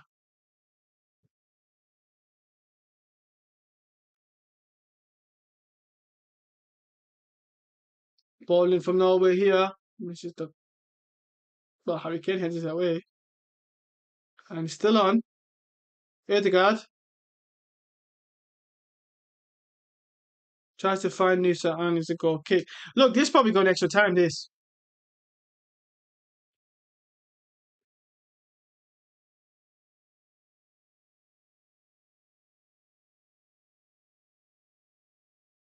Yeah, I watched Winnie less, but a memory, as a memory, Winnie is way more dangerous than Mbappe.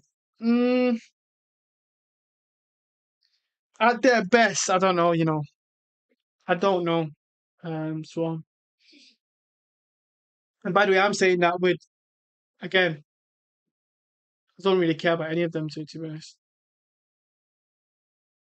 And the reason why I don't care about any of them is because they don't show the passion for Real Madrid anymore. So why should I care? Vinny Jr., directly sabotaged everything Xabi Alonso was doing because he just couldn't handle him being benched or being subbed off in El Clasico. For me, that's everything about his character. And then he's gone to the president and said he doesn't want to renew. I'm sorry, I can't rate that. From a Real Madrid sport over 20 years, Nusa, ball in forward, got to Nusa. He's one. Give it on. Still got the ball. Oh, good defending there by Ezri Konsa though, and Saka as well. No, we still have the ball. Odegaard's had a fantastic game, by the way. I mean, this isn't the Odegaard from Arsenal. He's absolutely he's in an absolutely phenomenal physical state right now. Oscar Bob to Odegaard. England are pinned back here in their own box. Why to Nusa? What can you do here? Nusa goes for the shot. Good save. That's the fault of the club, not Vinny or Valverde. It's not the club's fault that Vinny and Valverde have been given. Well, look, it's not the club's fault that Vinny and Valverde are spoiled brats, right? That's not the club's fault. That's their character. The club's fault is that they allowed the player power to inevitably have a say in whatever the managerial choice should be. That is the club's fault. So, you know, what can we do? Vinny and Valverde directly, openly disrespect each other. Yeah, well, there you go. Absolutely. We will never forget or we will never forgive. And then and then, they're getting booed, or Vinny Jr. is getting booed in the next game at the Bernabeu. And what does he think's going to happen? He scores a goal, kisses the badge, but then he doesn't want to renew because he wants 30 million a year. They think we're stupid, man. They think we don't know. They think we're very, stupid people. Right here, Nico Riley comes off, and Spence comes on here. England pretty much not done anything in the second half whatsoever. It's been all Norway, really. Norway went up 2-1, of course, disallowed goal. Could have been another goal but if it wasn't for the crossbar. It's been a great game, though. I've really enjoyed it. 85th minute gone. So, yeah, I mean, this whole Vinny, Valverde, and all these type of players, I'm just not sold when it comes to their behavior and their attitude, you know? And like I said, I couldn't care what they've done 15 years ago, what they did yesterday. If their character is showing flaws, that's not what I want at my club.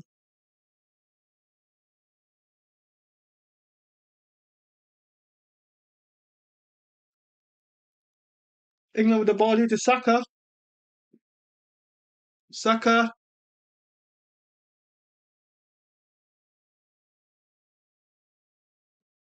Oh, good, brilliant by Saka. Into the box.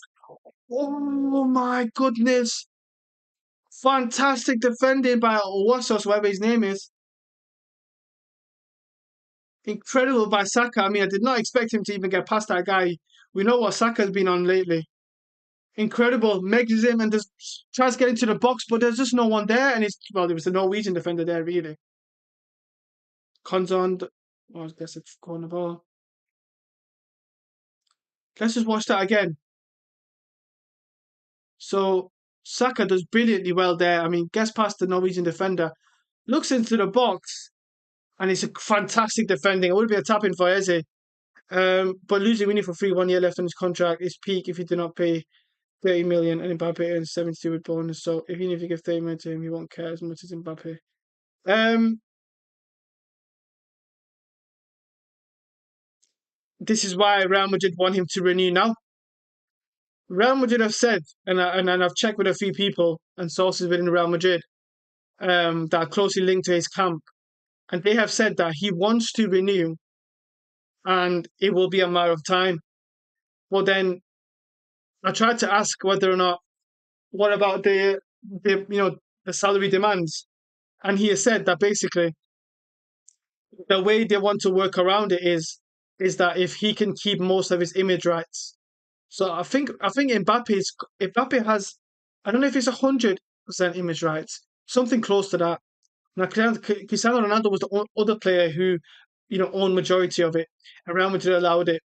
And I think Vinny wants to do the same because of course Vinny is a massive, huge marketable player. So he wants to at least keep some of that image rights to himself, which of course would recuperate wherever lost wages he would have had from the new proposal from Real Madrid. So KP says Mbappe clearly has a higher ceiling. I absolutely agree. But Mbappe is what, 26, 27? I mean, he's been around for a long time. 10 years, still no Champions League. Of course, one World Cup, fantastic. I was looking at Didier Deschamps as not Deschamps, sorry, who was it? Um, Not based on club football. Vinny has the highest ceiling. I don't think ceilings changes though based on club football, international football. Maybe I know what you're trying to say. I know what you're trying to say, Swan. I don't think ceiling is the right word when you're using that sort of metric, but because internationally, Mbappe has been phenomenal. I would even go as far as say he's probably the greatest international, well, World Cup player of all time. 20 goals in 20 games. Like, it really is phenomenal, isn't it? In the World Cup, right? Crossing by Norway away. But Vinny, unfortunately, has not performed um for Brazil. He had a good tournament this time. I'm gonna say he's good. I'm not gonna say very good. I'm gonna say he had a good. Oh my goodness me! Spence presses the keeper, nearly gives away a goal. Vinny Jr. had a good. Yeah, I mean, he had a good World Cup. I wouldn't say great, and he's had a terrible season for club level in the last few days. So few years. So you know, I just think Vinny Jr. has massively regressed. Is it Mbappe's fault? I don't know. Can we start blaming people? I don't know. Should we blame people? I don't think so. I think these players have enough responsibility to check their own game.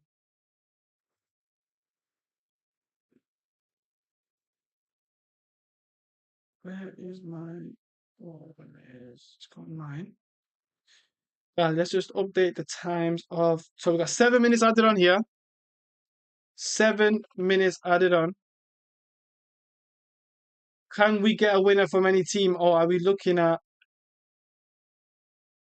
extra time for the first time on the stream?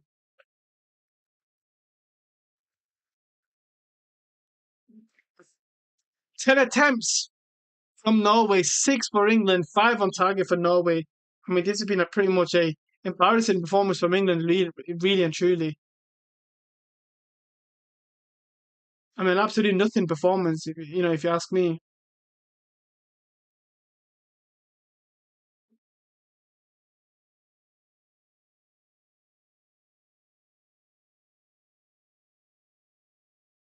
Mbappe has disrupted your team, Swan. Well, he has, but I don't think that is anything to do with his ability or anything like that. I think that has to do with a lot of things. I don't want to sound sour because he's a big achievement, but Champions League final made people think he's way better than he actually is. Um, not Mbappe's fault. He's less intense with Mbappe without him. He's a dangerous player. Vinny, his last 2 seasons wasn't much better than Gakpo. Um, nah, that's Cap, not Gakpo.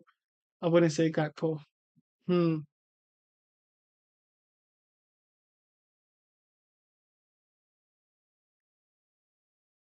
Well, to be honest, I think Trippier is obviously referring to after the Ballon d'Or, um, not before it. So, 2024, 25 season, and 25 and 26 season, Vinny has been absolutely terrible, guys. I mean, I don't think there's any surprise to that, and I don't think there should be a surprise to that. Um, to statements like that, just purely because of how terrible Vinny Jr. actually has been. Has he had moments? Yes. I mean, look at the Barca El Clasico, the 2-1 win from Real Madrid under Alonso. I thought he was by far the best player on the pitch, the most dangerous player on the pitch. Um, but that Ballon d'Or Vinny, I don't think we'll ever see him again, which is a huge shame. We don't know, and nobody will probably know unless he tells us, is has that Ballon d'Or affected him that much? I don't think Ballon d'Or is that deep for Vinny. Swan is the exact opposite, brother. I think, well, I'm pretty sure that, you know, pretty sure that Ballon d'Or fiasco has really, really affected him massively and made him insecure because that's why he overdoes it because he's insecure. He wants to keep showing his level. But what he doesn't understand is just build it brick by brick again, build it from rock bottom again. he thinks he needs to stay at the top, and it's not working because his building is collapsing little by little. He doesn't understand it. Everyone, remember to like the live. Yes, guys, don't forget to like the live, please. It will help me massively to get on the algorithms, get more people, share it as well, guys. Share it to people and make sure to subscribe, of course, guys. Um, I just don't see Vinny improving his game at all. Look, anyone can improve their game. Anybody can improve their game if they really want to, and if they have the IQ to do it. So you know, it's just gonna remain to be seen. Remain to be seen. Never in the history of the Ballon d'Or ceremony has a player and his club refused to send because they found out the player's not going to win. Now, to be honest, Clippy, right? Let's look at the ball. Oh, gee, just goes wide. To be honest, Clippy, the reason wasn't that they lost. The reason was that apparently they was told by good sources from FIFA that they have actually won it. So Vinny has actually won it, right? So then last minute or whatever, or the last few days or whatever, they've then been told something different. So of course, Real Madrid believe that there was something that's happened behind the scenes there, that they feel like there was an injustice. Okay, whether that's true or not, whatever, I don't know. But that's just one of the story that's came out. But it wouldn't be the first time the Real Madrid threw their toys out of prom. So hello, Clippy says Moondrop. How's weather in Romania? Actually quite good. Heatwave went away. Well, Clippy, we still have a huge heat wave still in the UK. It's not crazy, maybe, but it's about 28 degrees today, so it's not really enjoyable. Oh, look at you, says Moondrop. What's it like in Japan, Moondrop? Is it a heat wave as well, or is it completely different?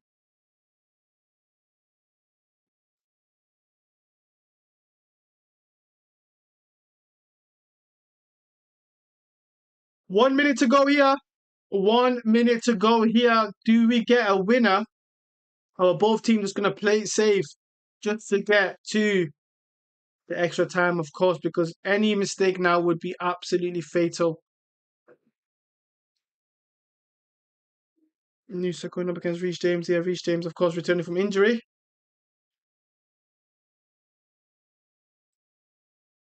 Anderson to Saka. Well. I think that was going to be that, I think.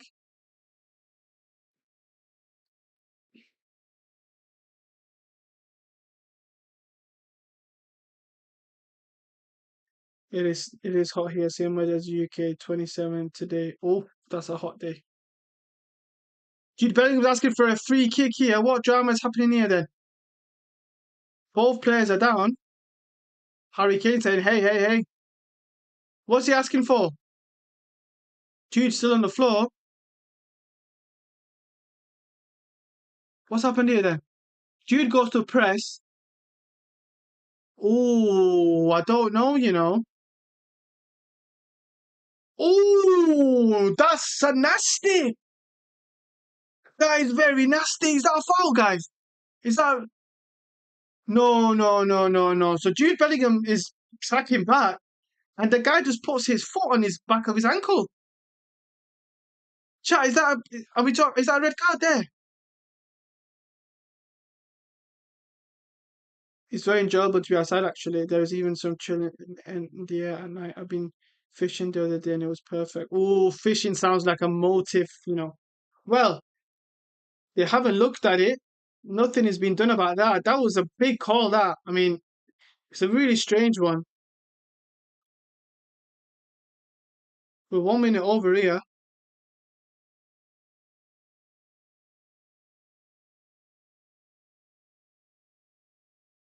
Mexican wave.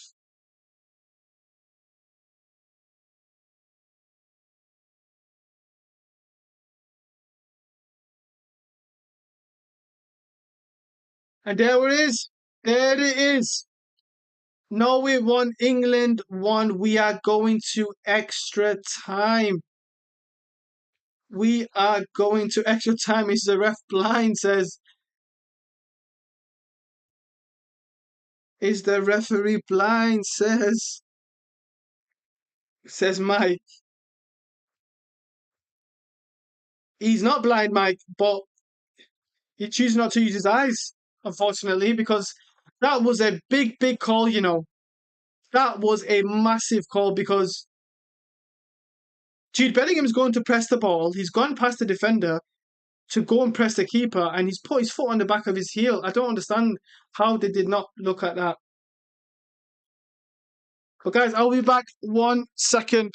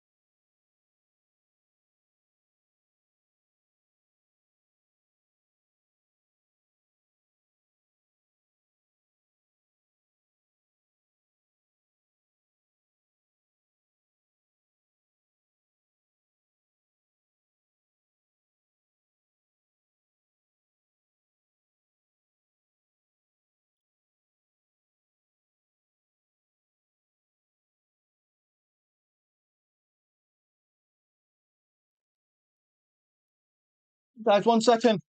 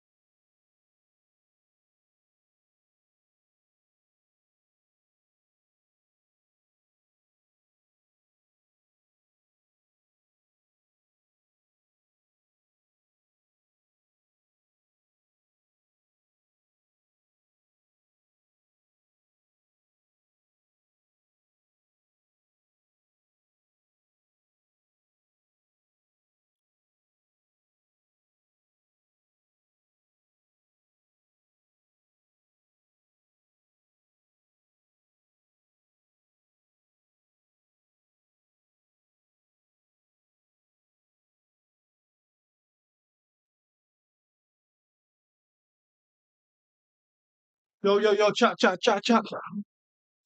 What has happened so far? Let's start the timer. Let's start the timer. First half of extra time. What an absolute. Right, let's just get on top of this time in here, guys. On. There we go. Right. What do we have for us now, guys? Guys, let me know in the chat. Predictions. Predictions, man. Who's going to go through here now? Because I'm going to be honest, I have no idea. I have absolutely no idea. Because England have been shit, but they have Jude Bellingham and Harry Kane. Norway have been very good, and they still have Haaland. So, I don't know. No joke, you would cook with Alvarez. Oof. I wouldn't mind Alvarez. Corner from Saka. Away from Norway. He's got the ball again. Saka goes on his left foot. Oh, Harry Kane! Harry Kane! What a save! What a save by Ullman again. Still got the ball though.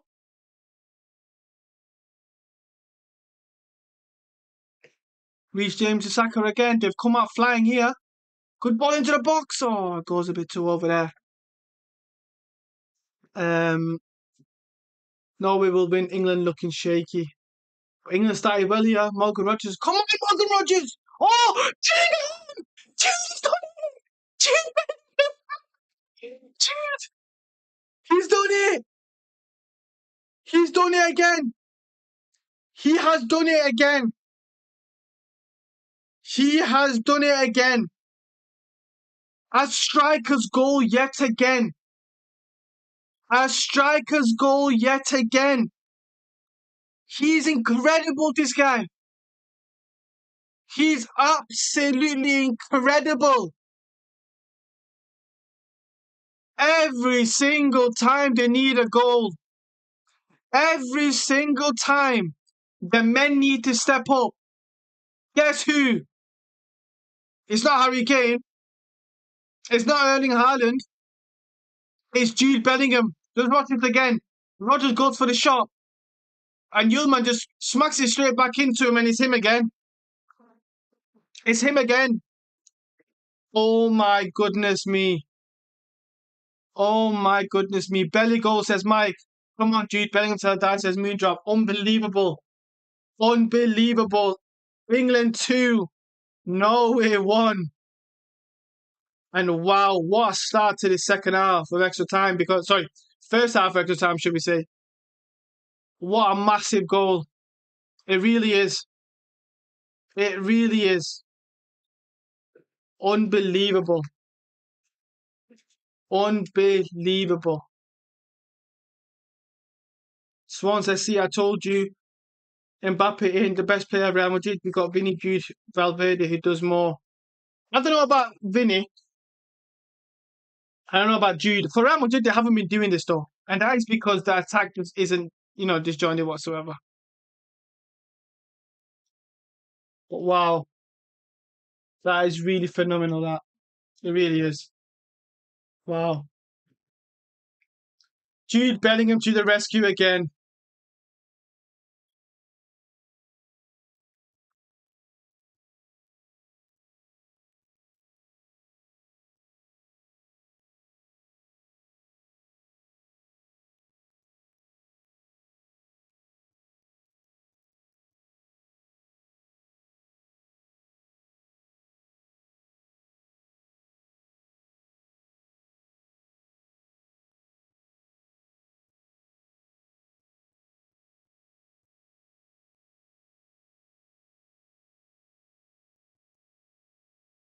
Incredible. Honestly, it's always him.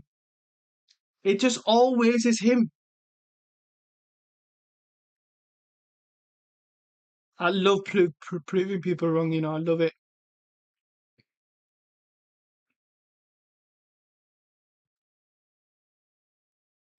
World class, man. Absolutely world class. Look at the movement in the box, man. Honestly,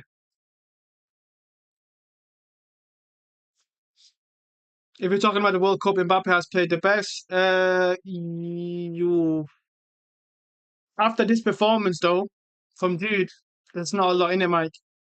I need Norway to go to make it exciting. Yeah, I agree. Imagine Haaland scores nice auto boost through the roof.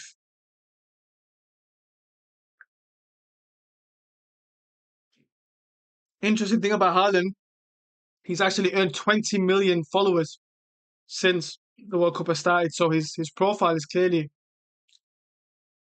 gone up in this area of the world. But look, what does Norway having turned now? Norway led this game, of course, and then have dominated the game in terms of just purely possession and passing the ball around. They've obviously had bigger chances than England as well. But wow, Jude Bellingham to the rescue yet again. What a player, man. What a World Cup. 6 goals. Is it 6 goals? Unbelievable. Probably from America. Yeah, I mean, his profile has risen a lot in this area of the world. And, a lot of players wants to play World Cup because of their profile, let's be honest. Mbappe has Madrid's ball striking is only arguably better than Vinny. Vinny and Madrid are anything else over him. Um, his ball striking is only arguably better than Vinny. I mean, Vinny's ball striking is pretty shit, Swan. Like, as a ball strike, like, there's no one that strikes the ball better than Fede Valverde, for example. Power, position, it's probably Fede Valverde. I think if you're just talking about finesse, I don't think Vinny's there either. Vinny doesn't have a good power shot. He doesn't have a good placement shot. I mean, when he does it, he's very lucky, should I say, but maybe not the right word. But Jude Bellingham is sending Morgan Rodgers on his way. Goes to a throw in for England. What player do you have behind your shirt? Have a guess. Have a guess who I've got behind my shirt.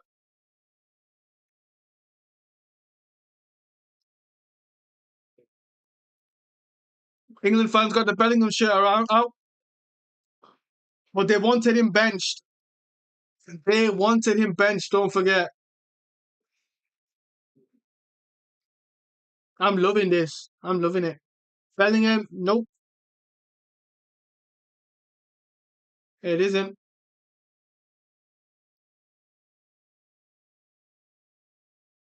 Spence in the box. Oh, penalty to England. Penalty to England. Let's watch that again. I mean, Spence gets into the box. Spence gets into the box, and what's happened here then? I mean, there's a fantastic run, and this game's running away from here, from Thingy here. Let's watch this here. Gets into the box, gets past Oscar Bob. Goes past the defender. Does he not go? No, I don't think that's a penalty. He puts his foot across him to then take the contact. I mean, Isco says Clippy. No, this is not. Vinny Mbappe. Fede Valverde says Mike Long. And Clippy says, oh, wait, it's a 2024 shirt. Oh, you thought it was the 2014 shirt. Well, let's reveal it. It is Valverde. Right, here we go then. Here we go. Is a penalty check over?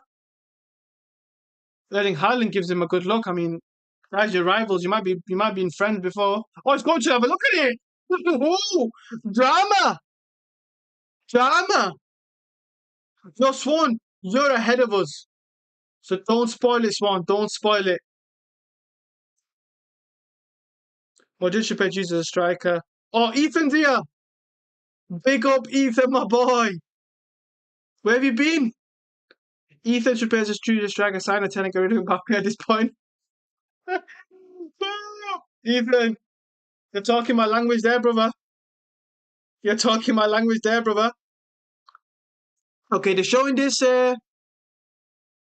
No, I don't think that's a penalty because he's looking for it. He puts his foot across to then get the contact. He's looking for the contact.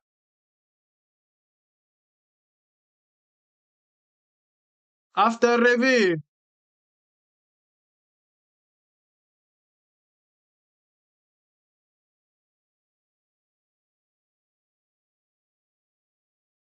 No foul. Swan, come on, brother. That's not a foul. He puts his leg in front of him to fall over. He's looking for the foul. I want a Bellingham hat trick. Um, I want a Bellingham hat trick, too, Mike. What a moment that would be on the stream, huh? No pen says mean drop. No foul says Mike. Absolutely, it should be a pen. Should not be overruled. Well, this is what. Look, no, watch that again, Swan. He puts his leg across Oscar Bob for the contact. That is not a penalty for me. But is it a clear and obvious error? You're right, Swan. Maybe not. So I don't know.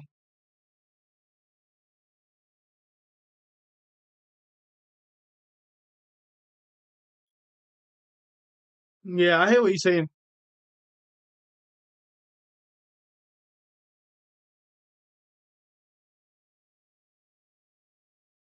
But Ethan was onto something, because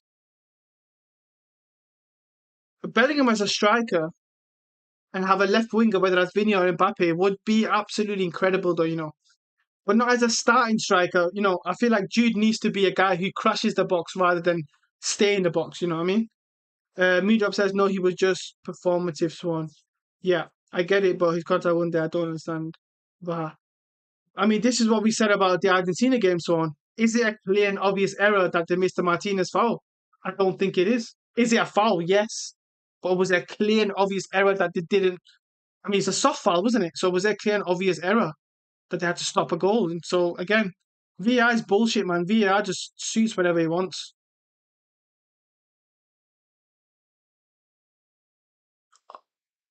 Musa! Oh, good block there by Gehi. Fantastic. They're asking for the handball here. Some drama here. Absolute drama. Proper football game, this now. No, he's got his hand inside. Buddy. I always say to you, and I make Bellingham a striker. Bench Vinny. Is Vinny's time to go? Well, Vinny needs to either accept his renewal now, Moondrop, or he needs to go. Absolutely. Yes, it was not clear on which error Egypt should be going through. Well, at least you're not biased one, which I know you're not, but yeah. Right, corner for Norway here. They've been very dangerous on these tonight. Can they actually get back into this game with this corner? Let's see. Long ball over to the back, away from Stones. Still have the ball though. There's a lot of wind behind me there, chap. To this one, England, Argentina.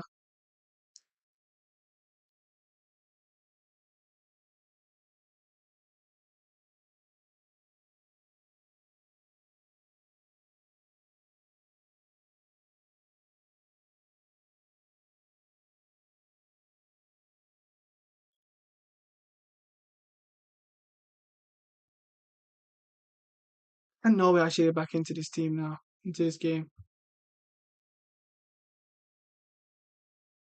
Jude Bellingham now has more goals than Thierry Henry at the World Cup. That is crazy. My goodness me, he just doesn't stop, does he?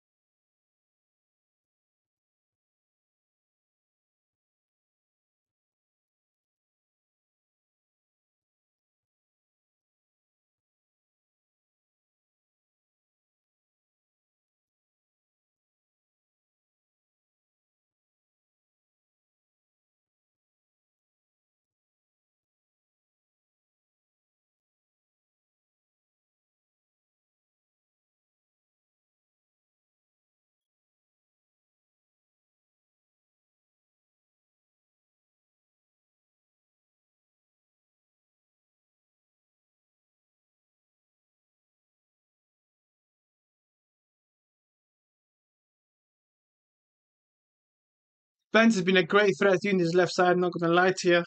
Eze tries to find Jude. So what is the plan here for England? Are they going to go for a...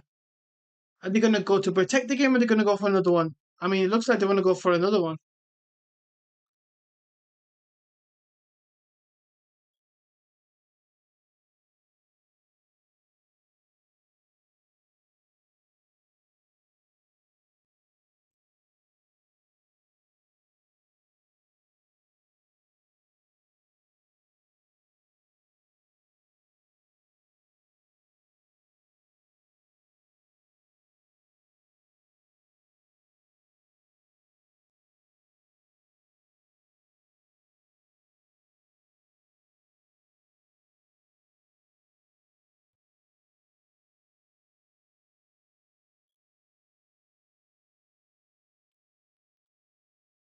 Three minutes of added time, guys. 3 minutes of added time. We're already a minute in.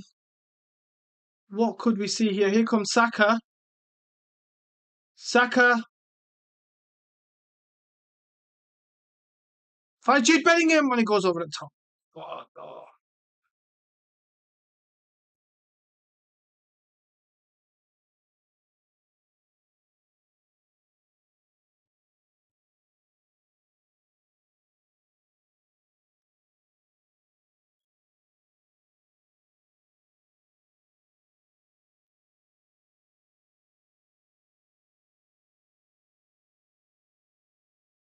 Good header down by Reece James. I mean, look, the two fullbacks, James and Spence, have been a big difference maker in this game so far. But it's been a pretty lackluster performance from England as a whole. As a whole, not been impressed with him at all.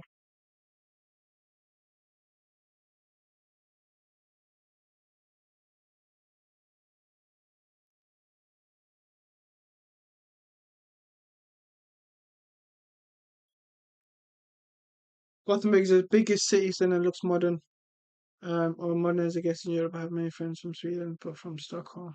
Cool.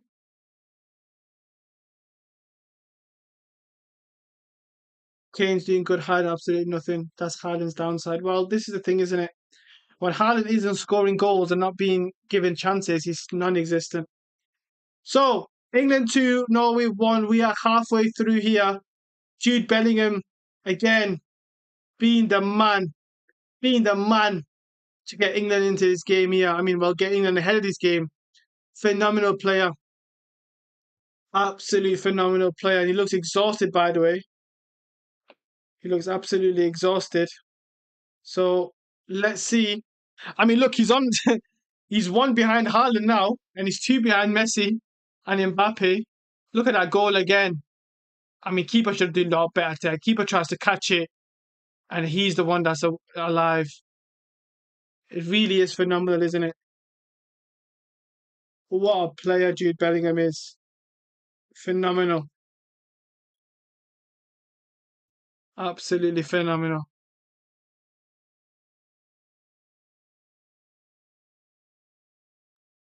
Swan, where are you from, bro? India, but where?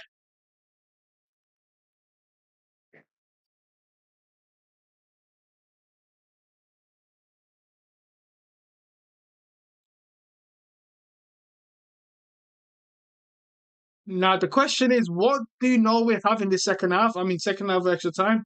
They need to go all out. They need to go absolutely all out.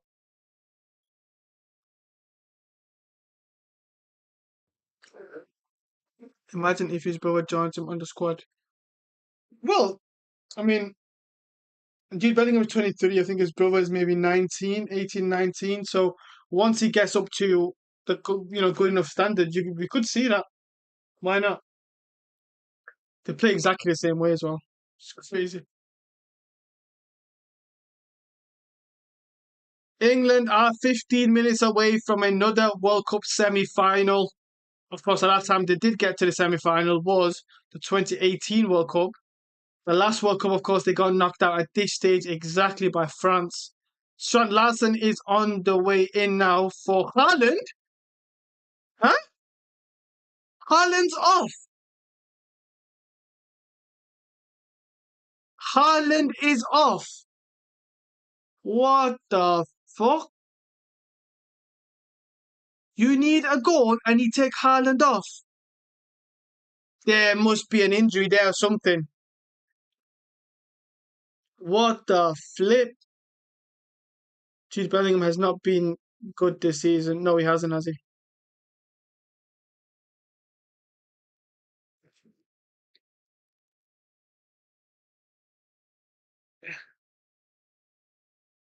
Haaland is off.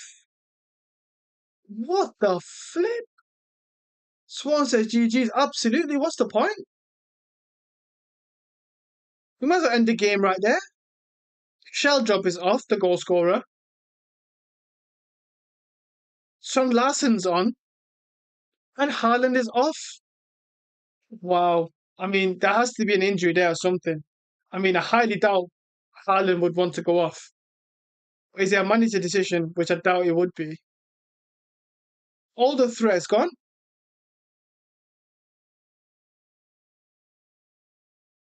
King George made the call to take Haaland off.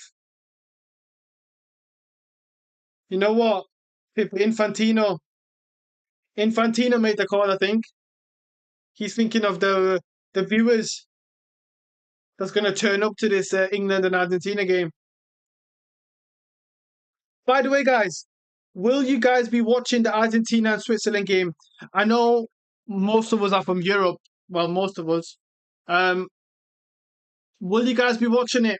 And will you guys want me to do a watch along or not? I'm still debating whether or not to do it. It's obviously in the early hours of the morning. Obviously, this game is already going to 1 o'clock. So, oh, Nusa in the box there. Free kick to England.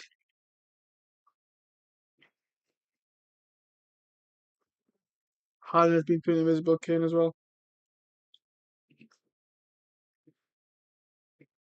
Haaland looks devastated. I think he's injured.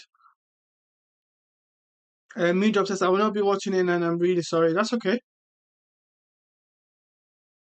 It's not these timings are a bit crazy. Clippy says, for me, the game will be at 4 in the morning. Damn, Clippy, are you going to be watching your goal in his last ever game, maybe? Or not? It's too late. I mean, to be honest, it might even be delayed because this game was meant to finish at 12. So usually they have a 2 years, a 2 hour gap. But now it's going to be a 1 hour gap. So they might do it at 3 now. Which is going to be 5 a.m. for you, Clippy.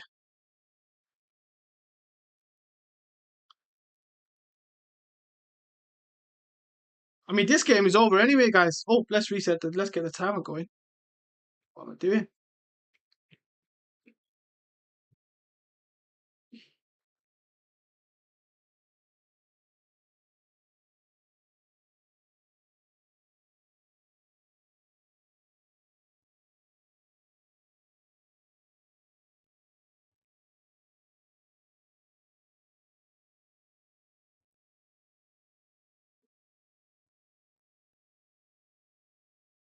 I don't think so. I will try to maybe stay awake because if I go to sleep, I won't get up. Well, yeah, exactly, Clippy. It's very late, isn't it?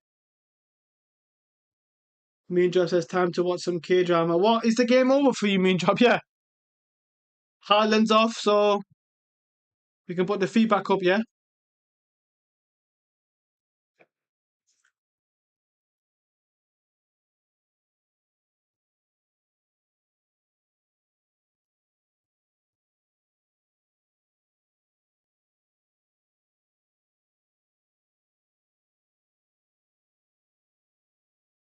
Oh, chance there for Norway.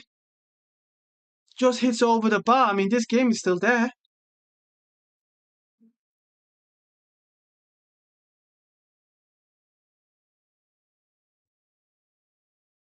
Incredible. What a chance there.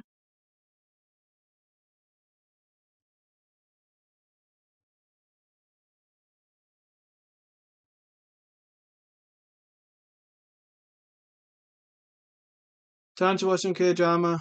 Extra time I always think about Liverpool versus Let's Madrid at Anfield. Morata. Oh, what a hate watch that was, Swan.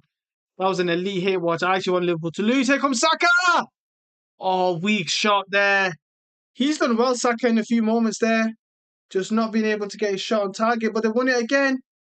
Spence goes for the shot. What a save. Saka! And save again. Oh my goodness. Still got the ball though.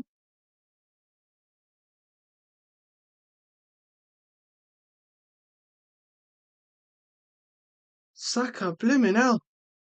Two chances there for Saka. Should have done a bit better there.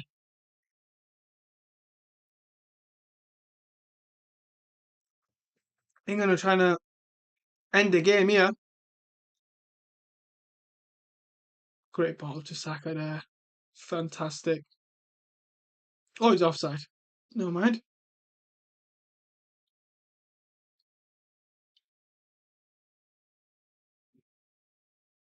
Sarah? Sarah? Can you get my charger? Please. I need my charger. I'm going to do video after. I'm going to do video. Where is it? It's in the room.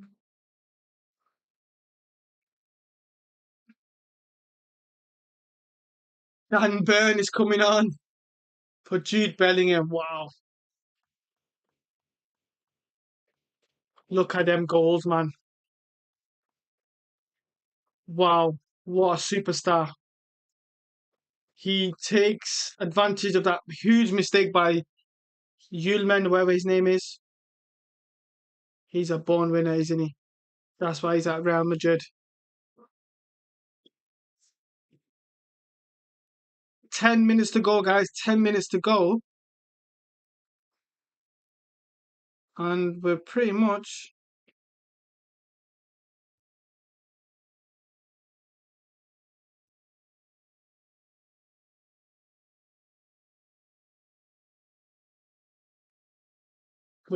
at the time of the game now where any mistakes now, it could be absolutely vital. And of course, Norway need to go and just try to win, get back into this game. Very surprised that Haaland's gone off. This is not the ending that he wanted. He would want good run there by Strand Larsen. But Odegaard just can't find him on this occasion.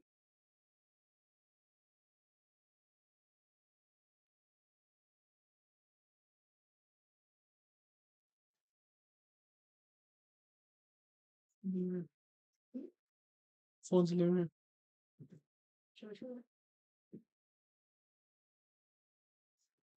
Jude Bellingham, what a player.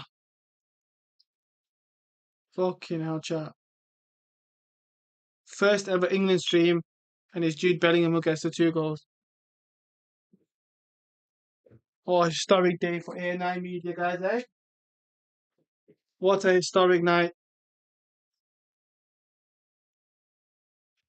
And I seen a guy that was predicting these games before, and the results were 2-1 Belgium, 2-1 Spain, 2-1 England, and it was 2 it was 2-0, it was 2-0 France, and it was 2-0 Switzerland.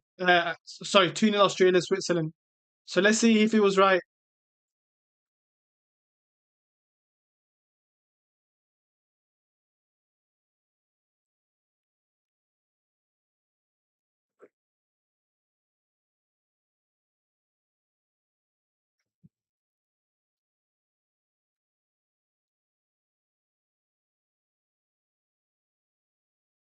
Nusa deflects over, I believe. Corner ball. Yeah.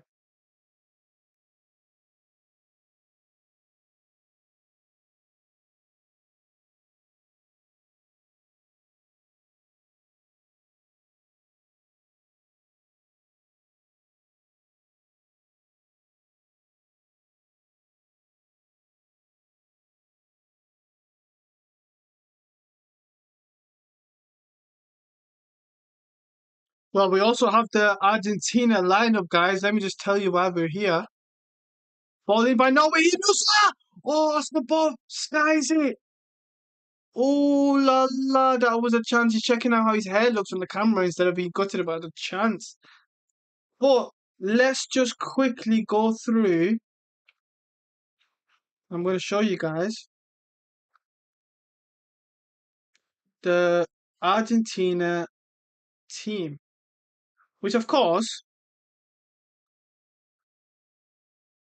is coming up after this. 1 second. Let me show you this, guys.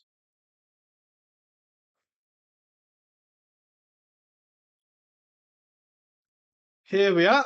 So Argentina's XI is as follows: Tagliafico, Lisandro Martinez, Romero, Molina, McAllister, Fernandez, Paredes, De Paul, and Julian Alvarez is back in the team again. Now, of course, there was the question about Lautaro Martinez or Julian Alvarez. In this case, it is Julian Alvarez who's back into the team.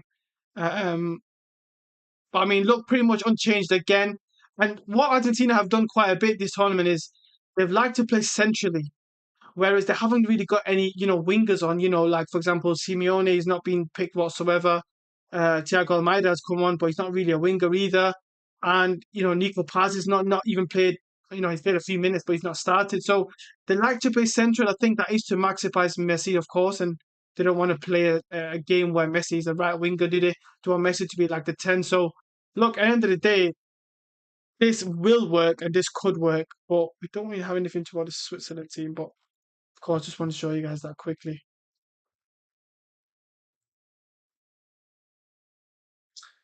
5 minutes to go here. England are probably going to go through here to their, like I said, semi-final yet again at the World Cup, facing either Argentina or Switzerland.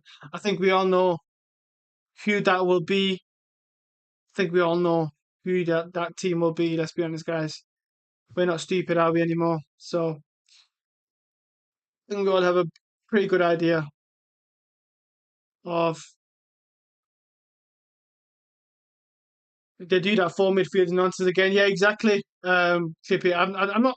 Again, I'm not against it, but at the same time, I feel like they have lacked a bit of attacking guile without Messi, and that's the problem, isn't it? Free kick for Norway here to the back post. I mean, who jumps over? Rogers jumps over Pickford. That is not a free kick to them. No way they have to put a free kick for that. The Norwegian centre back's not happy there. I know should he? Because Pickford came out to punch it, but he hurt himself. He smacks it into Rogers, nearly takes him out.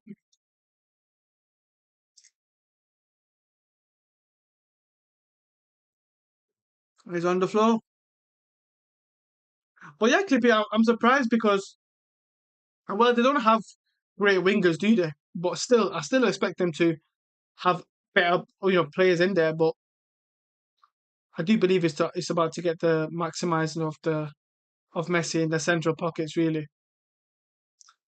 But look, it's going to be a messy game again, isn't it? Let's be honest, they just rely on him 24/7, so I can't see anybody else performing from them. Julian Alvarez has not performed whatsoever this tournament as well. Well, the Norwegian centre back got a yellow card for raging there. But imagine if Haaland was up front right now. It would just feel a lot more threatening. with what Norway are doing here.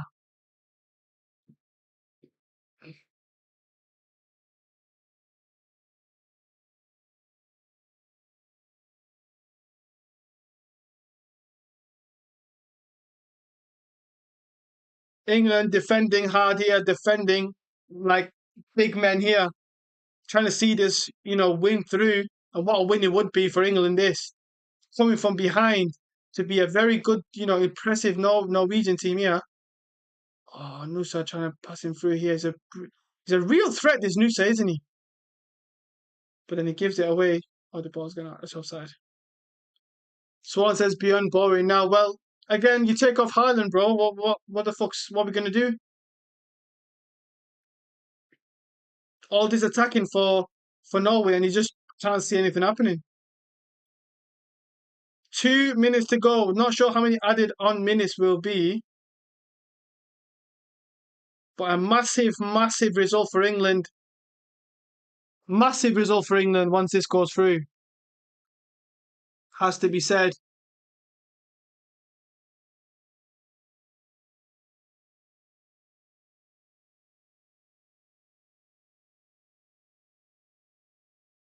Harry Kane asking for a free kick, the little shit house. It's not a free kick at all.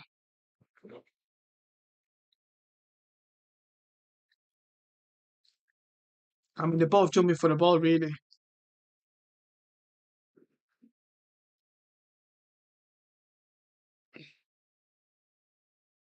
30 seconds to go, sorry, 30 seconds to go. England trying to hang on here for dear life. Going back to Pickford. Oh my goodness, that was a risky pass. John Stones gives it away. No, we turn it over. Dan Burn gets it away. Oh, Spence's got some pace on him, doesn't he? England win the ball again. Jude Bellingham throws up a fist bump. I think that is it, guys. I think that is it.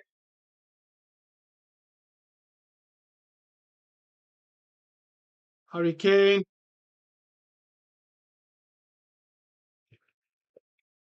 To Morgan Rogers. I mean, England should just hold the ball here. Go to the corner flag. 2 minutes added on. 2 minutes added on. Erling Haaland looks absolutely gutted there on the bench. Jude Bellingham looks absolutely not gutted.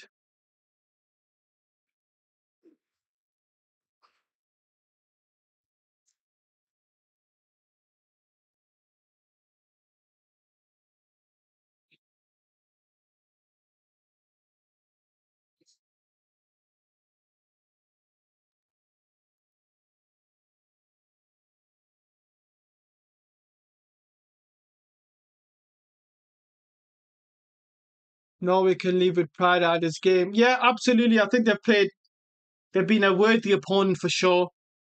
I think inevitably,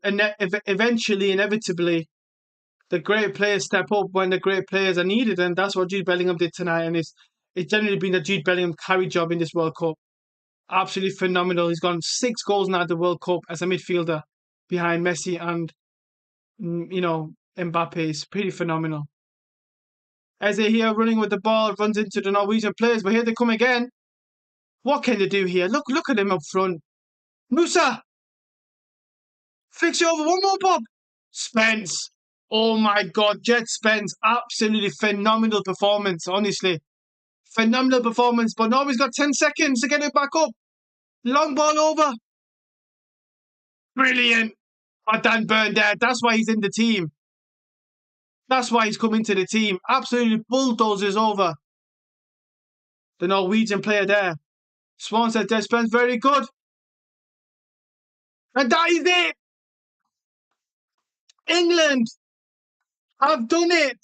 Jude Bellingham has done it, should I say. Jude Bellingham wins it for England. Jude Bellingham carries this England team at 23 years of age. Harry Kane has got his head on his hands, can't believe it. He cannot believe it. But Jude Bellingham is a star of the show. Jude Bellingham takes the headlines in this game. But Norway go out And it's a bit of a sad way to go out. They performed absolutely brilliantly against Brazil, performed brilliantly today. It has to be said. Performance was fantastic. They went up in this game. They created, more than good enough chances. But unfortunately, when the real men need to step up, it was Jude Bellingham again. It was Jude Bellingham again. Erling Haaland, nowhere to be seen. Harry Kane, nowhere to be seen. But the one player that was there to be seen was Mr. Jude Bellingham. It was Mr. Jude Bellingham, guys. That is the facts of this game. It's the facts of everything right now. But that is what we are seeing. Mr. Jude Bellingham at his very best. It really is phenomenal. It really is phenomenal. Haaland doesn't look happy there at all. As no, he should. But still, I mean, look, they can be proud of themselves. They can be proud of their campaign, beating the 5 times, World Cup winners of in Brazil, with players like Vini Jr., Neymar Jr. It's been phenomenal. Erling Haaland, 6 World Cup goals. 6 World Cup goals, which is, of course, a massive achievement for him. Norway's first ever World Cup in 70 years, and this is their first ever quarterfinals anyway. So anything was a plus for Norway. So we have to say big up to Norway, big up to everything they achieved this competition, and big up to Erling Haaland. Honestly, it's phenomenal. It's phenomenal. And like I said before, let's just quickly talk about England. First England stream on the channel, guys. First England stream on the channel, and Jude Bellingham special. Jude Bellingham special, Real Madrid player special. And Real Madrid players are cooking at this World Cup. Mbappe on 8 goals, Jude on 6 goals. Cucurella has scored already as well. Vinny scored 4. Real Madrid players have been cooking. Dumfries have been doing assists. I don't care about people saying that he's not our player. He is. But look, guys, absolutely incredible. England are through to their second semi-final since 2018, where they will face the winner of Argentina and Switzerland. Unfortunately, guys, I will not be doing a watch along for that game. It is way too late in the mornings. So look, we will obviously come with the match reaction tomorrow. So let's see what happens there. Big up, good match, boring at times. But we got to see Gordon assist. We've got 10 players in the semi-final. 10. All right, let's see if I know him. Lamine Yamal, Pedri, Gavi, Ferran Torres, Koulibaly, 5. I think that's all of them, isn't it? Tunde,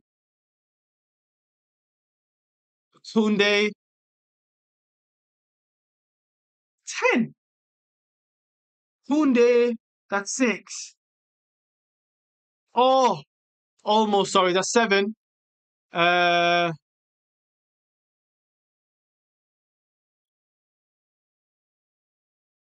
Garcia, yeah, he's in the squad. Okay, that's 8. Who's the other 2?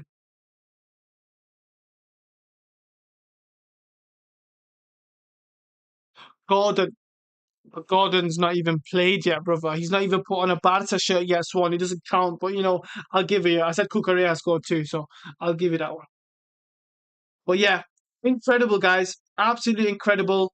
We are seeing England going to their fans now. Probably going to sing Wonderwall by Oasis. I think that's the song anyway. But look, guys, again, big up to everyone who joined the stream as always, guys. Loving the community that we're building here. But yeah, guys, don't forget we will be back for the France versus Spain semi-final. Unbelievable game that is. And of course, we're going to go with this England against Argentina if that is the game. But as always, guys, don't forget to like and subscribe to the channel. Road to 1,000 subscribers. And of course, don't forget to be there for the next one. Peace.